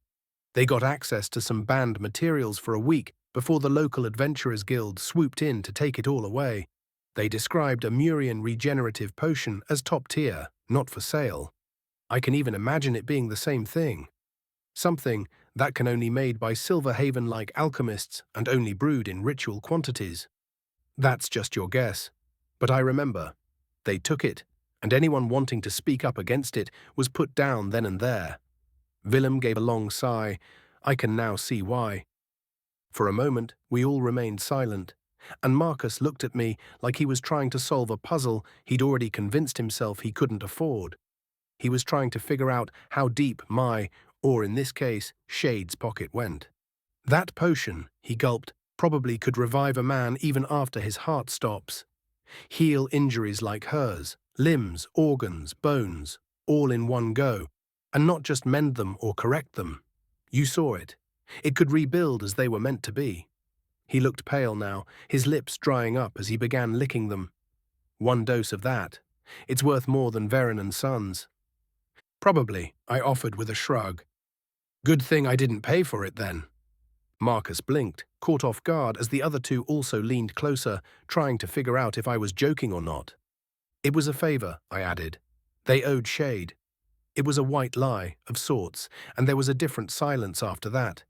It is different if they think that Shade could make something like Silverhaven owes him, rather than having a pocket filled with gold and being able to buy anything he wants. There is a big difference in that. I watched as Marcus was revising his mental ledgers, and I could see where he was drawing the line, slowly nodding his head. And I saw that for the first time he was afraid of who was behind me. Does he often deal with them? He asked, his voice dry. Now. Slow down, Marcus. You are already starting fishing. But I needed him to talk, not question, so it was time to play the merchant's game, give and take. I can't tell, I'm not the only one he works with, I gestured to the book. Are you interested in its contents, I assume? Of course. He nodded at once. What do you think, I continued, would Silverhaven do if you read what was not meant for you to read? How would they know? Relin asked, only to receive a glare from Willem. Believe me, they would know. But how? We won't even know. Marcus grunted, holding his head, shrugging while shaking his head. Willem is right. People of their kind will know. But I do have a proposition, I said, using their short discourse to develop my own plans.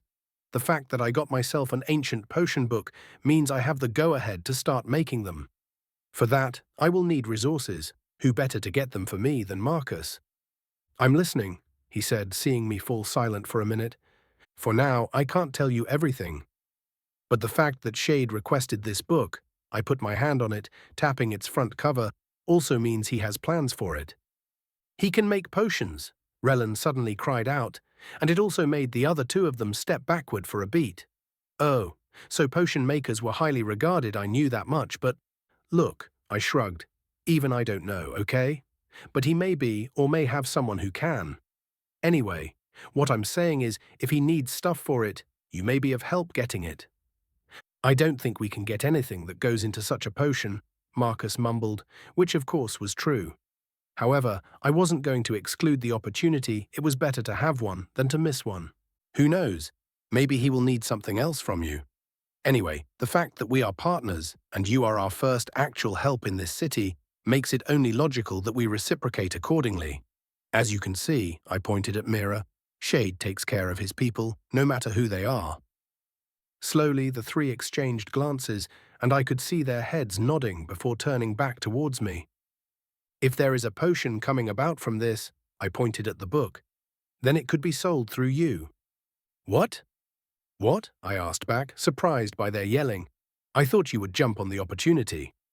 We don't have the clientele to sell something like that, Marcus cried out, feeling his face flush. We just entered the ranks to trade with local nobles and now you are in bed with the city lord.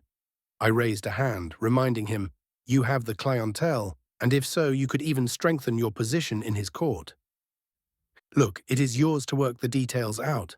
I am just telling you that if it comes to that, Shade will probably come to you with the opportunity. If you want to refuse, it is fine, but he likes to work with people he can trust. We are honored, but… Marcus gulped, his mind failing to think of anything proper, visibly lost in a sudden confusion. Plus, we have the same enemy, I added, standing up, picking up the book, and glancing at Mira's sleeping figure. The ledger, Willem muttered, making me nod my head. The Crimson Ledger. Just so you know, the ledger will be gone. I don't know how or when, but they will cease to exist, along with anyone they are involved with. Confident words. Willem scoffed, but I just shot him a glare that shut him up.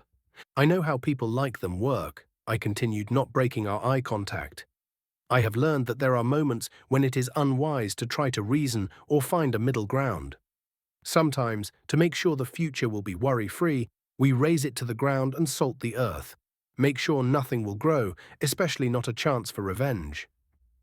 Hearing Relin gulp, I couldn't help but form a small smile, turning towards Marcus, who was opening his mouth to ask a question. Is this how Shade feels too? It is why he employs me, I answered. The Crimson Ledger will be gone, and I will make sure it happens.